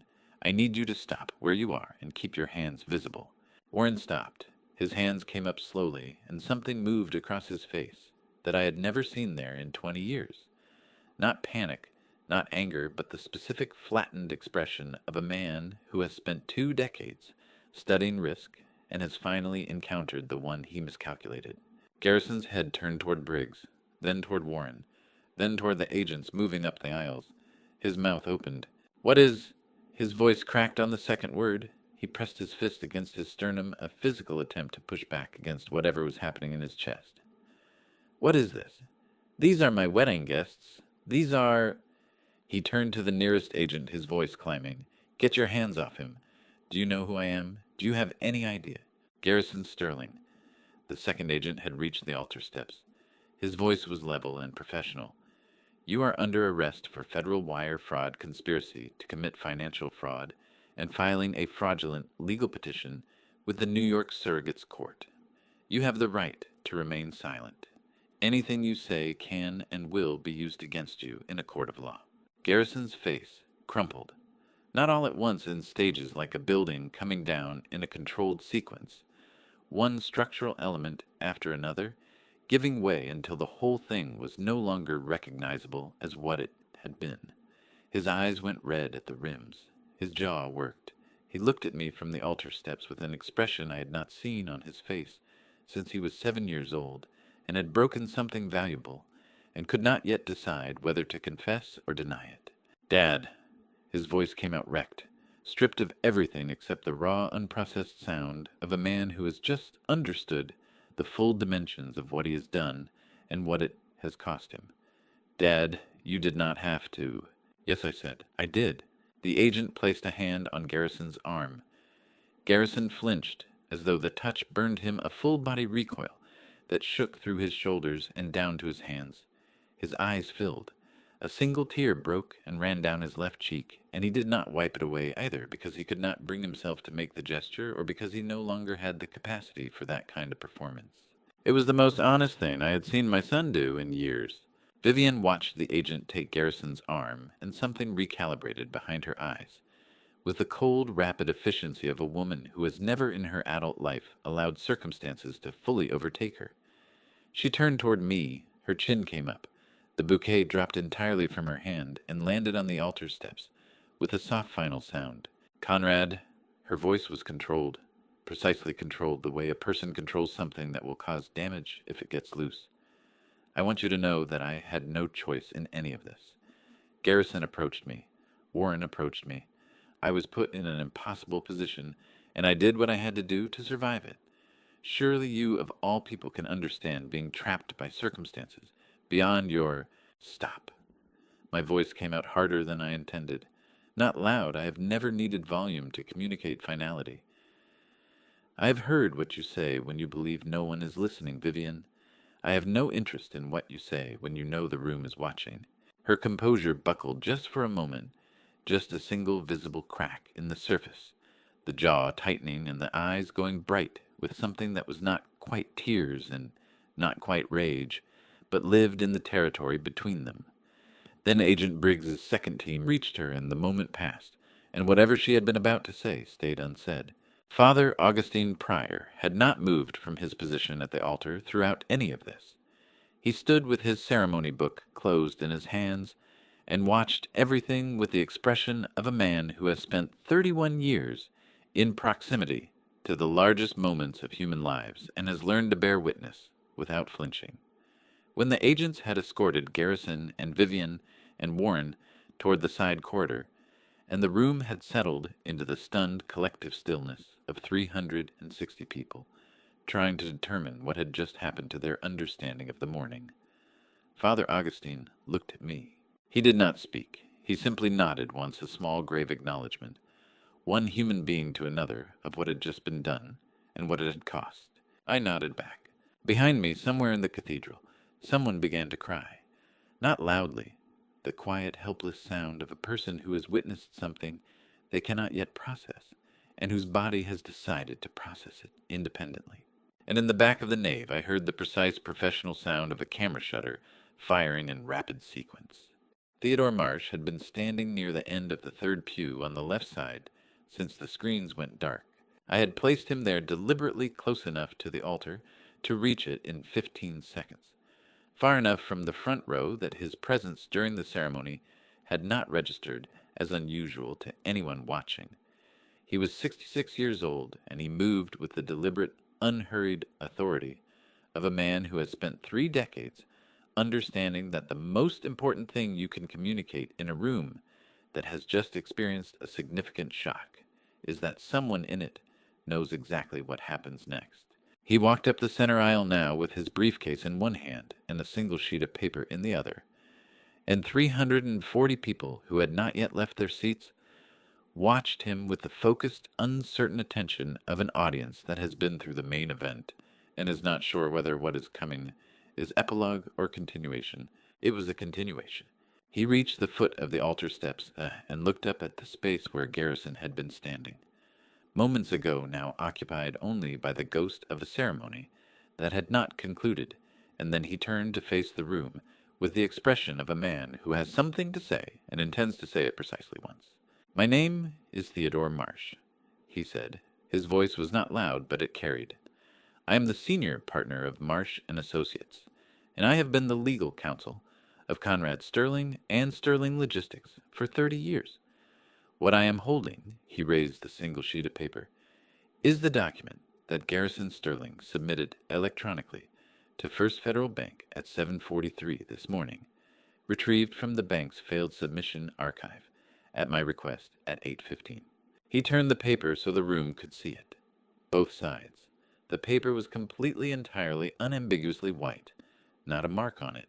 A sound moved through the congregation, not a word, not a gasp exactly, but the involuntary collective exhalation of 340 people simultaneously understanding something.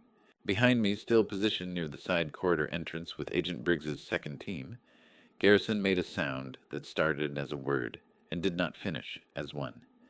His handcuffed wrists came up in front of him in an instinctive, useless gesture of protest, and his voice, when it finally found its shape, was raw and cracking, and entirely stripped of the smooth confidence I had listened to for 38 years. That is not possible. He was staring at the paper with his eyes red and wide, his chest working hard. I watched him sign it. I watched him pick up the pen, and I watched him sign both pages. I was right there. I was standing right. He stopped. His jaw worked. Something shifted in his face, the specific terrible shift of a man whose mind has just arrived at an explanation he desperately does not want to be correct. "The pen," he said. His voice dropped to almost nothing. "What did you do to the pen?" Theodore lowered the paper calmly. "The instrument your father used to sign that document employed a thermochromic compound, a material used in forensic document investigation by law enforcement agencies that responds to body heat during contact and becomes transparent within hours of losing that heat source." He paused. "Your father signed nothing. The document you submitted to the bank was blank when it arrived, which is why the authentication system rejected it at 7:44. The submission log has been preserved as evidence." Garrison's legs appeared to stop working properly.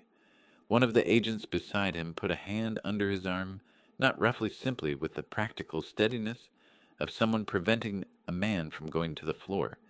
Garrison did not seem to notice. His eyes had gone somewhere that was not the room.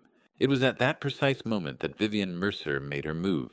She had been standing 3 feet from the altar with Agent Briggs's colleague at her elbow, and she had been watching everything with the calculating attention of a woman running contingency scenarios in real time. I had been aware of her peripheral motion throughout Theodore's presentation, small adjustments, a slight repositioning of her weight, the gathering of something in her posture that I recognized as preparation. She pulled her arm free from the agent's grip, not violently, with a sharp, practiced motion, and she turned toward me, and her voice came out at a volume that reached every corner of the cathedral. "Conrad." The warmth in it was extraordinary. Even now, even here, the instrument was functioning.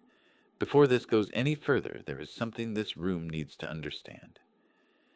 She pressed both hands flat against her abdomen, a gesture so deliberate and so precisely timed that it silenced the ambient noise of 340 people in under 2 seconds. "I'm carrying a child, your grandchild, the only grandchild of the Stirling family."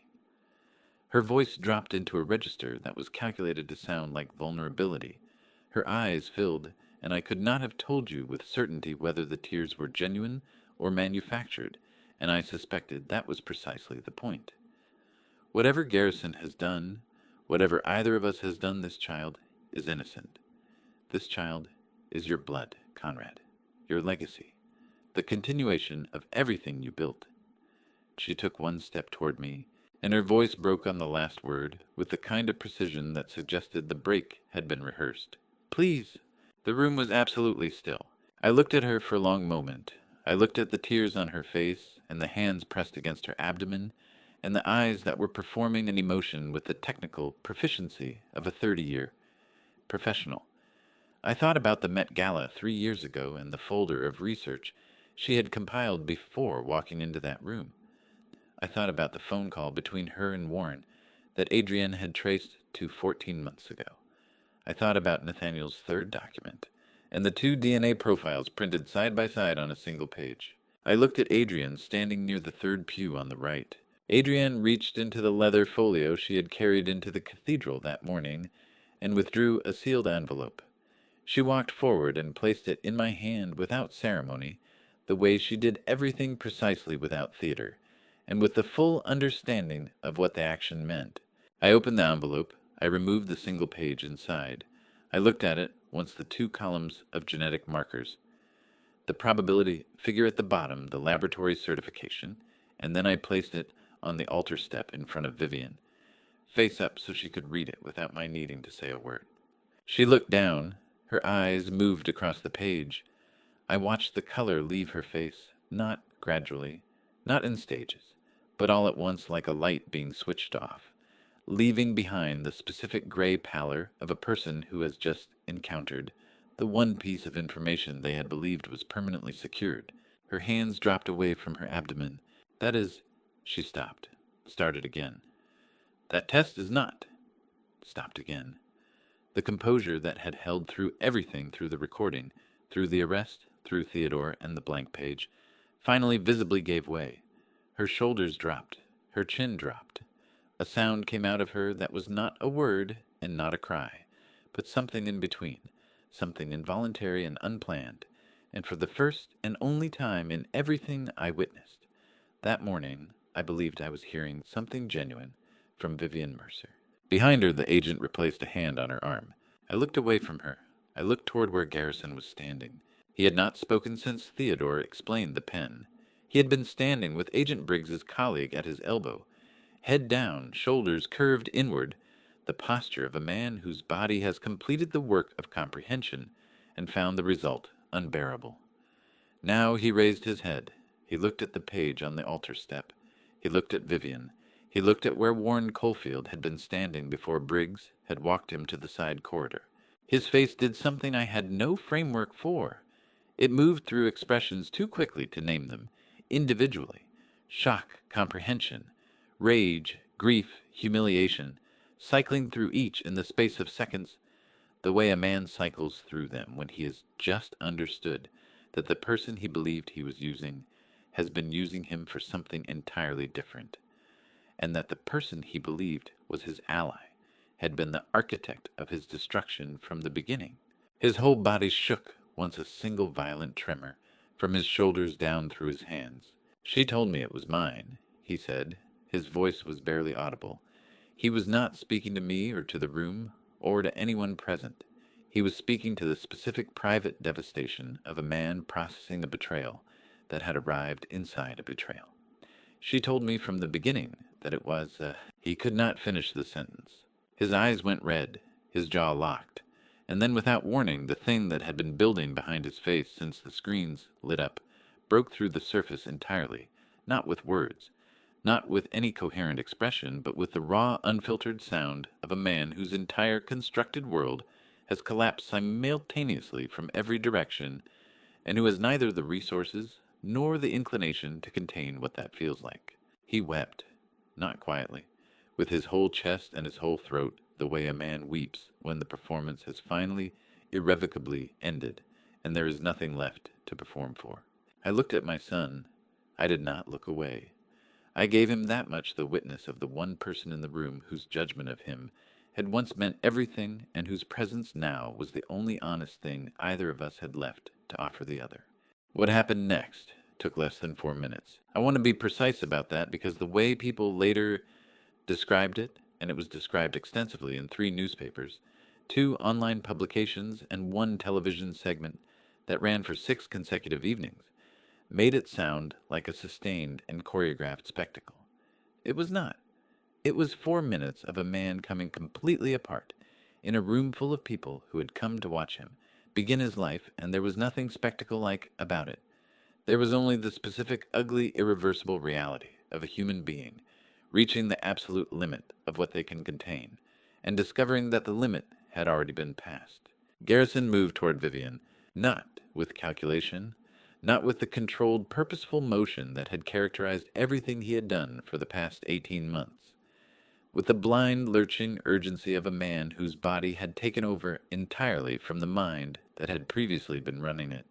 His handcuffed wrists came up in front of him, and his voice came out at a volume that hit the cathedral's vaulted ceiling, and came back amplified, stripped of everything except the raw, unfiltered sound of a man who has just understood the full geography of his betrayal.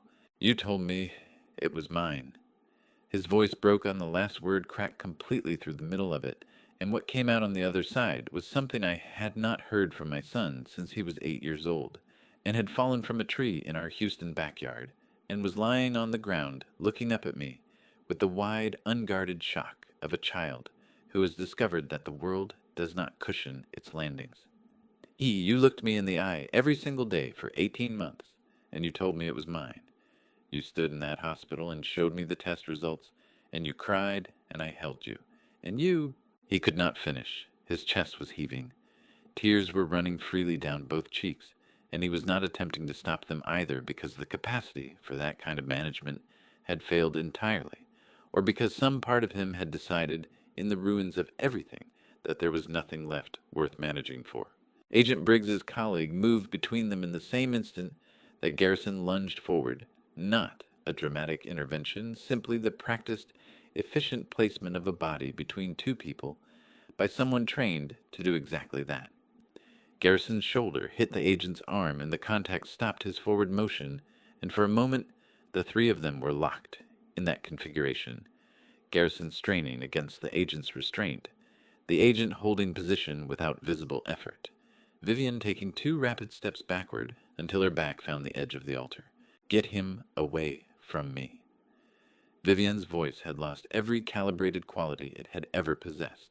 It was sharp and high and entirely uncontrolled, the voice of a woman who has spent 3 years performing composure and has finally run out of the resource. Get him away from me right now. I did not do anything that he did not ask me to do. This was his plan. This was always his... Stop talking. Garrison's voice dropped suddenly from the raw volume of a moment ago to something low and precise that was somehow more alarming. His eyes had gone from devastated to something colder, and the transition happened so fast that several people in the nearby pews physically recoiled. Stop talking and tell me the truth for the first time in 18 months. Was any of it real?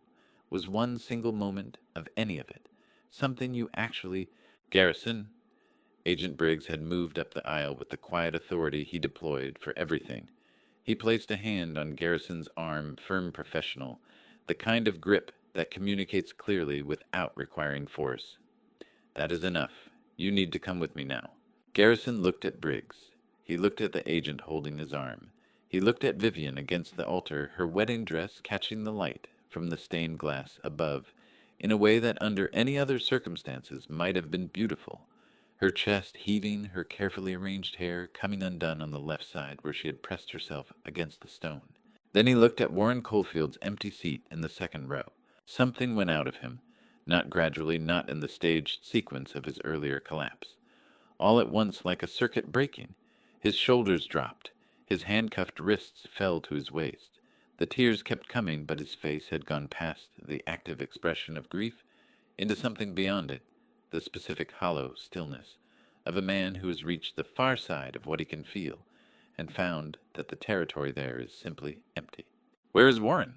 His voice was barely above a whisper. In federal custody, Briggs said. He has been since before you came to the altar. Garrison absorbed that. His head dropped forward.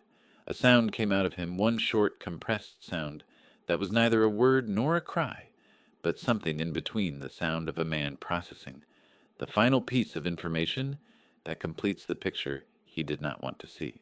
Then Agent Briggs walked him down the altar steps, and the second agent escorted Vivienne, and they moved together down the side aisle toward the corridor that led to the vehicles waiting on the street, and 330 people watched them go in the profound, ringing silence of a room that has witnessed something it does not yet have language for. Father Augustine Pryor had moved to the side of the altar during the confrontation, and stood now with his hands clasped in front of him, and his head slightly bowed, not in defeat, in the particular posture of a man who prays, the way other men breathe automatically and continuously, and who had found more cause for it in the last 8 minutes than in most complete ceremonies he had conducted.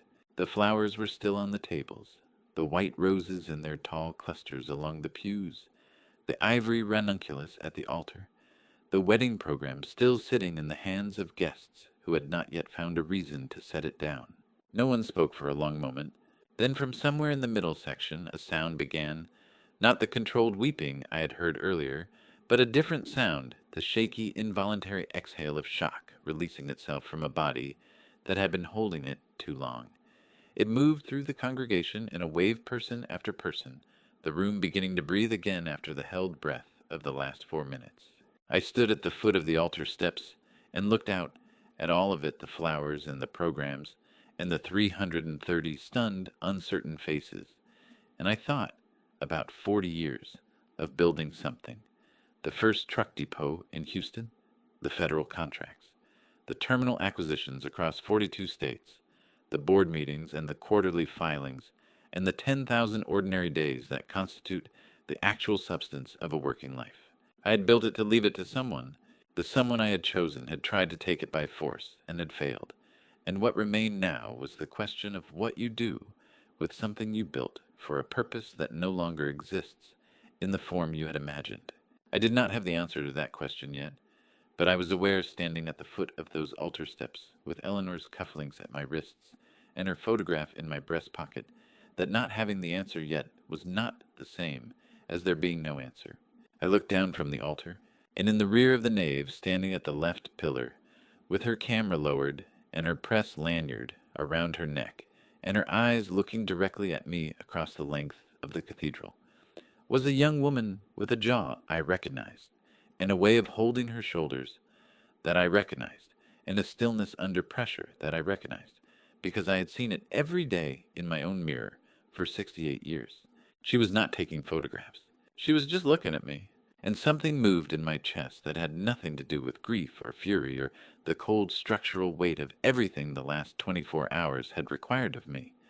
Something that had no name I had ever applied to it before, because I had not known until this moment that it existed. I took one step down from the altar. I have walked into thousands of rooms in 68 years. Boardrooms and courtrooms and hospital waiting rooms, and the particular kind of room that exists at 2 in the morning, when the news is bad and the people delivering it are trying to find a way to make it less so. I have walked into all of them the same way, with my shoulders back and my face arranged, and the full practiced weight of a man who has decided that whatever the room contains, he is capable of meeting it. Walking down that center aisle toward the back of St. Patrick's Cathedral on the morning of October 12th, I was not certain, for the first time in a very long time, that I was capable of meeting what was at the end of it. The congregation was thinning.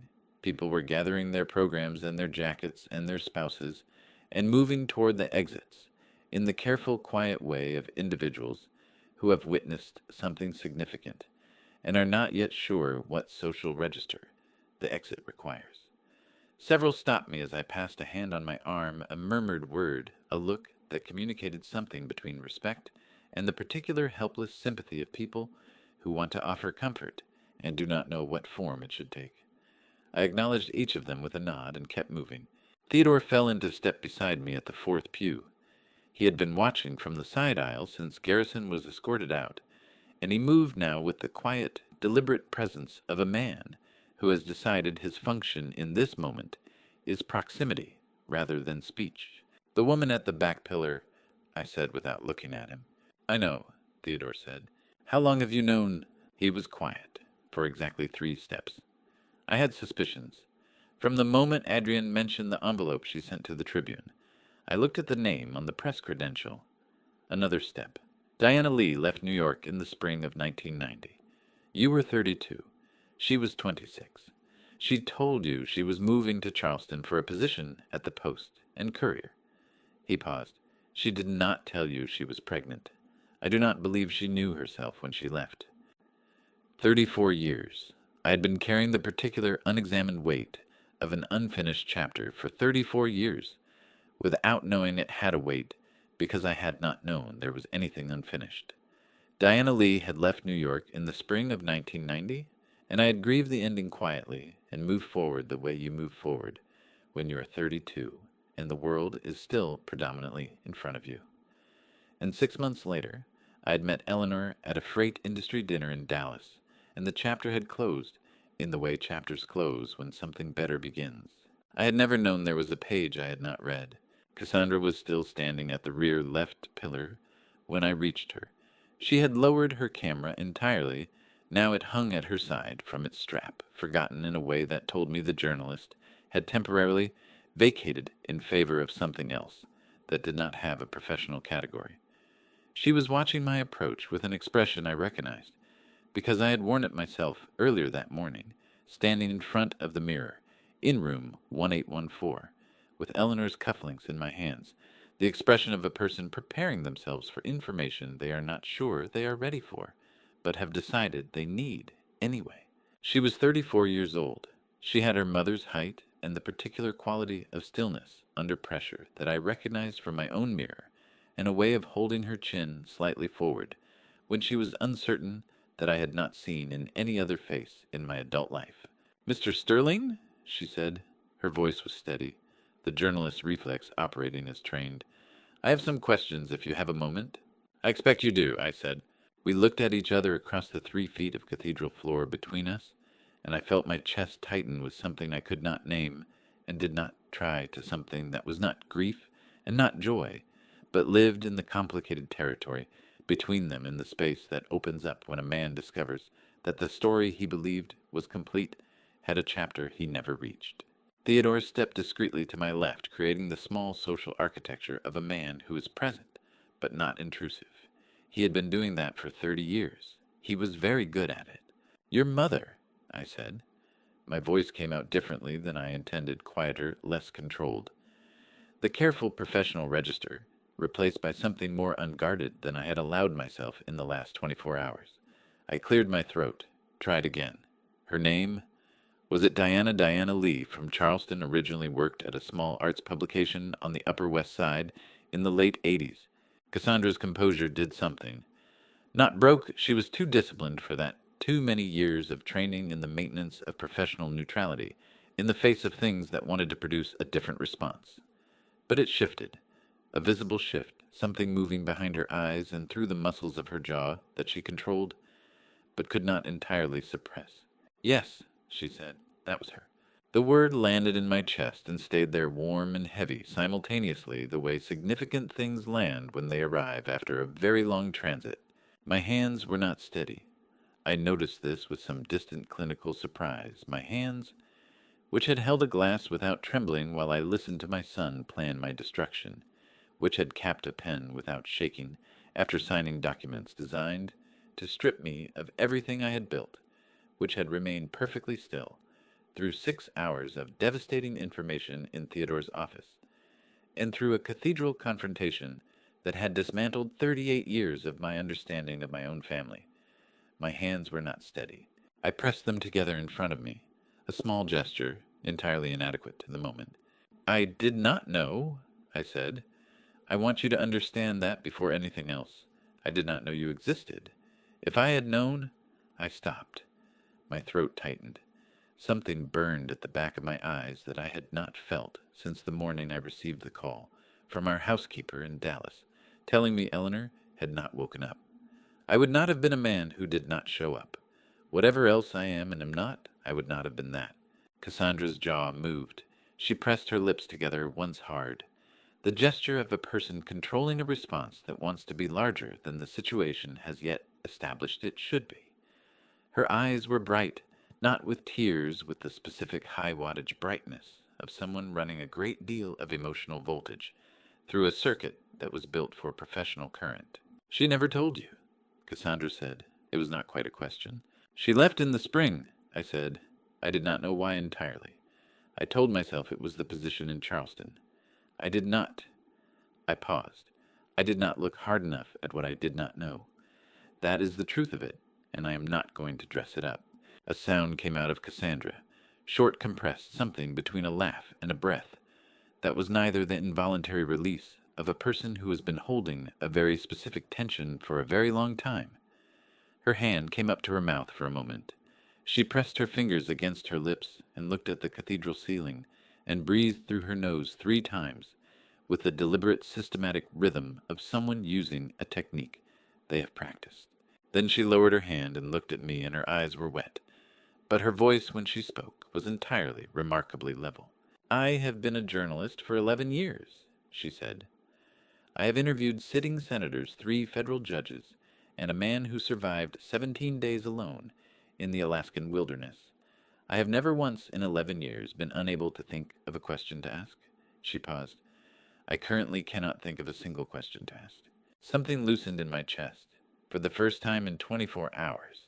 Something that had been braced and load-bearing and absolutely necessary went slack, and what replaced it was not relief exactly, but something adjacent to it. The particular easing of a man who has been carrying a weight he did not know he was carrying, and has just, without entirely intending, to set it down. Then perhaps I said we start with something simpler than questions. Theodore produced from somewhere about his person 2 of the small order of service cards that had been placed in the pews for the ceremony. He held one out to Cassandra, with the smooth, unhurried efficiency of a man who has been solving logistical problems for other people for 30 years and considers it among the highest forms of friendship. "My direct number is on the back," he said. "Call me when you are ready. There is no timeline. There is no pressure." He looked at Cassandra with the steady, clear-eyed directness of a man who has just witnessed a significant thing and intends to help it become what it should be. There is simply the rest of however long we all have, and what we choose to do with it. Cassandra took the card. She looked at it for a moment. Then she looked at me, and the brightness in her eyes had resolved into something steadier, something that was not yet named, but had the quality of a beginning. "I would like to hear about her," she said. "About what she was like, when you knew her." My throat tightened again. This time I did not fight it. "She was remarkable," I said. "I will tell you everything I remember. It is not as much as it should be, and I am sorry for that. But it is yours if you want it." Cassandra nodded once. It was the nod of a woman making a decision. Outside, through the cathedral's bronze doors, I could hear the sound of New York beginning its Saturday traffic, and voices and the particular ambient hum of a city conducting its enormous ordinary business. In the October morning light, indifferent as always to the specific human events occurring within its boundaries. "Shall we go outside?" I said. We walked toward the doors together, Cassandra on my left, Theodore on my right, the 3 of us moving through the emptying cathedral, in the specific quality of silence that follows a very large storm, when the air has cleared, and the damage is visible, and the world is against all reasonable expectations still standing. The steps of St. Patrick's Cathedral on a Saturday morning in October belong under ordinary circumstances to tourists and wedding guests, and the occasional New Yorker who has decided that the particular quality of light falling on Fifth Avenue before noon is worth stopping for. On the morning of October 12th, they belonged to approximately 40 members of the press. They had materialized with the speed that significant stories always produce. In New York, some had been present since the ceremony, began tipped by sources I would later learn, included 2 of the wedding guests, who had slipped out during the confrontation. Others had arrived in the 20 minutes since drawn by the first fragmentary reports, moving across social media and newswire services with the characteristic velocity of something that cannot be contained once it begins moving. Cassandra stepped out onto the top step beside me and immediately, instinctively, was a journalist. Again, her press lanyard straightened her camera, raised her eyes moving across the assembled media, with the practiced assessment of someone cataloging the competition. Then she seemed to remember something, and she lowered the camera, and she stood beside me instead. I noticed that. I did not say anything about it, but I noticed it. Theodore positioned himself to my right. Adrienne materialized from somewhere to my left. She had exited through the side door and come around the building with the quiet efficiency of a woman who plans for the secondary position as carefully as the primary one. She stood at my shoulder and said nothing, which was precisely correct. The questions came immediately. Overlapping, urgent, the specific cacophony of a press gathering that has been waiting for the subject to emerge and has decided that the first person to ask the right question will define the story. I held up one hand. Not in the manner of a man asking for quiet, in the manner of a man indicating that quiet is what will happen, and that the only question is how long the room takes to understand that. The question stopped. "I will make a brief statement," I said. "I will take 3 questions. After that, my attorney will provide formal contact information for any follow-up inquiries." I looked out at Fifth Avenue, the traffic moving in its Saturday rhythm, the trees of Central Park visible 3 blocks south, the October light doing what October light does in New York when the conditions are exactly right, turning everything it touches briefly and extravagantly golden.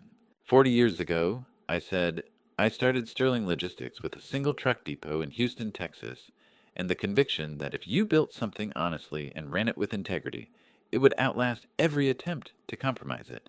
I paused. This morning has tested that conviction in ways I could not have anticipated.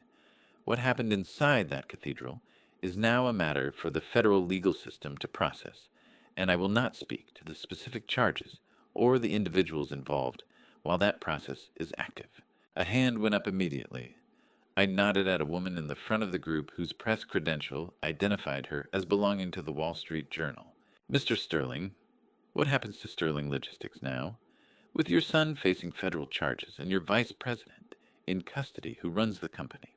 Stirling Logistics has an exceptional operations team that has been running the company's day-to-day functions with professionalism and integrity for years, I said. The company will continue operating under the oversight of an independent management committee that Theodore Marsh will formally convene this week. I have full confidence in the people who built this company alongside me. A second hand, a younger man near the back whose credential I could not read from the steps. Sir, there are reports of a public announcement regarding the company's ownership structure. Can you confirm or deny? I looked at him for a moment. Then I looked at Theodore, who gave me the smallest nod, the confirmation that what I was about to say was legally sound and had been reviewed.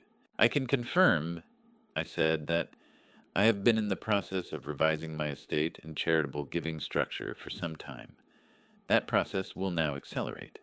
A significant portion of my personal assets and a substantial equity position in Stirling Logistics will be directed into a charitable trust focused on elder care and support services for isolated and underserved senior Americans. I paused. There is an organization in Brooklyn, the Millbrook House, that has been doing this work quietly and exceptionally well for 15 years. Most people have never heard of it. That will change. A murmur moved through the assembled press. I heard someone near the back say the name Millbrook House into a phone urgently, the way reporters say things. They are relaying in real time to an editor waiting on the other end of the line. One more question, I said. A woman near the left side of the group raised her hand. She was perhaps 50, with the particular composed authority of a senior correspondent who has covered enough significant stories to know which question cuts closest to the truth of what the room actually needs to hear. Mr. Stirling, she said, after everything that has happened, the betrayal, the fraud, the personal cost of what you uncovered, do you have any regrets? The question landed in a silence that the assembled press had the professional discipline to hold. I thought about Eleanor's cufflinks on my wrists. I thought about the photograph in my breast pocket taken in the Houston garden on a Sunday afternoon 17 years ago. I thought about 40 years of building and the specific irreversible grief of understanding that some of what you built was used against you by the person you built it for. Then I turned my head slightly to the left, where Cassandra Lee was standing with her camera at her side, and her press lanyard hanging straight, and her eyes on my face, with the steady, bright attention of a woman who had come to this building this morning as a journalist, and was leaving it as something she did not yet have a word for. Only one, I said, and I intend to spend whatever time I have left correcting it. The senior correspondent lowered her notebook and looked at me with the expression of a journalist who has heard 100 press conference answers and knows with the certainty of long practice when one of them is true. Cassandra made a sound beside me, very soft, not a word, the kind of sound a person makes when something they were not fully prepared for arrives and finds them anyway. I turned to her. Her eyes were bright, again the high-wattage brightness I had noticed in the cathedral, but steadier now, resolved into something that had moved past the voltage of shock, into the quieter, more durable current of something she was allowing herself to feel, rather than managing. I know this is not the story you came here to cover, I said quietly beneath the noise of the press beginning to disperse. She almost laughed. It was not quite a laugh. It was the compressed, involuntary sound of a person who has found something absurd and moving simultaneously and does not know which response to lead with. No, she said. It is significantly not the story I came here to cover.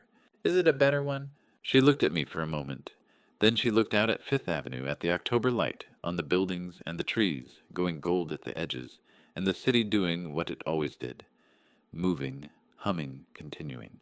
It is the most important one I have ever had, she said. I just do not know yet how to write it. You have time, I said. Adrienne touched my arm lightly. The cars are ready. Theodore was already on his phone, his briefcase under his arm, the machinery of 30 years of legal partnership already in motion, the management committee, the charitable trust, documentation, the federal case, coordination, the 10,000 details that would need to be addressed in the days and weeks ahead.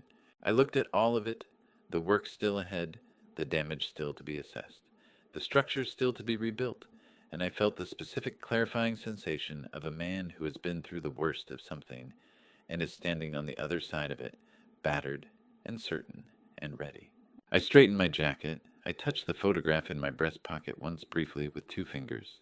Then I walked down the steps of St. Patrick's Cathedral, toward the waiting car with Theodore on my right and Adrienne on my left, and Cassandra Lee 1 step behind me, and the October morning opened ahead of us like something that had been waiting a long time to begin. The first time I walked into Millbrook House, Eleanor was beside me holding a casserole dish, wrapped in foil because she believed you never arrived at a new place empty-handed. I had forgotten that detail for over 20 years.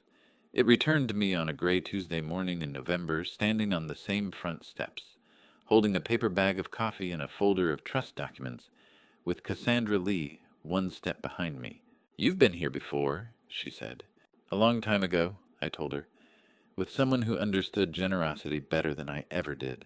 Diane Parrott met us at the door, 61 silver-streaked hair, the kind of handshake that tells you everything about a person before they say a word. She had run Millbrook House for 15 years, on a budget that never felt secure until now. She looked at me the way people look at someone they weren't entirely sure was real. "Mr. Stirling," she said, "we wondered when you'd finally come through the front door." "I should have come sooner," I said. "I'm sorry it took this long." She shook her head once. "You kept the lights on? That's not nothing." Inside the house smelled of coffee and cinnamon. An elderly man worked a crossword puzzle by the window, pencil moving with the unhurried certainty of someone who has stopped racing time. I stood in the doorway and felt something in my chest release. Not dramatically. Not all at once, but the way a fist unclenches after holding too long. Theodore finalized the trust documents at the oak table in the back office. 42% of my personal equity in Stirling Logistics, valued that morning at $68 million, transferred to the Stirling Family Charitable Trust. $12 million endowed Millbrook House operations for 20 years. I signed with an ordinary pen, black ballpoint, nothing invisible about it, and the signature held. By late November, the Southern District of New York had filed a 23-count federal indictment against Garrison. Wire fraud, securities fraud, conspiracy, fraudulent conservatorship petition. Warren Caulfield entered a cooperation agreement in early December, providing every record Nathaniel had identified in Theodore's office on that Friday evening. Adrienne resigned quietly and sent me a handwritten note. "The job is done. Thank you for the work." I framed it. Vivian lost the civil suit before Christmas. Cassandra came to Millbrook House every Tuesday. Some weeks she brought her notebook. Some weeks she didn't. We drank coffee and talked about her mother Diana, about Eleanor, about the crossword man by the window whose name was Harold, and who had once driven freight for a competitor of mine in 1987. "Small world," she said one afternoon. "Smaller than people think," I said. "Larger than they fear."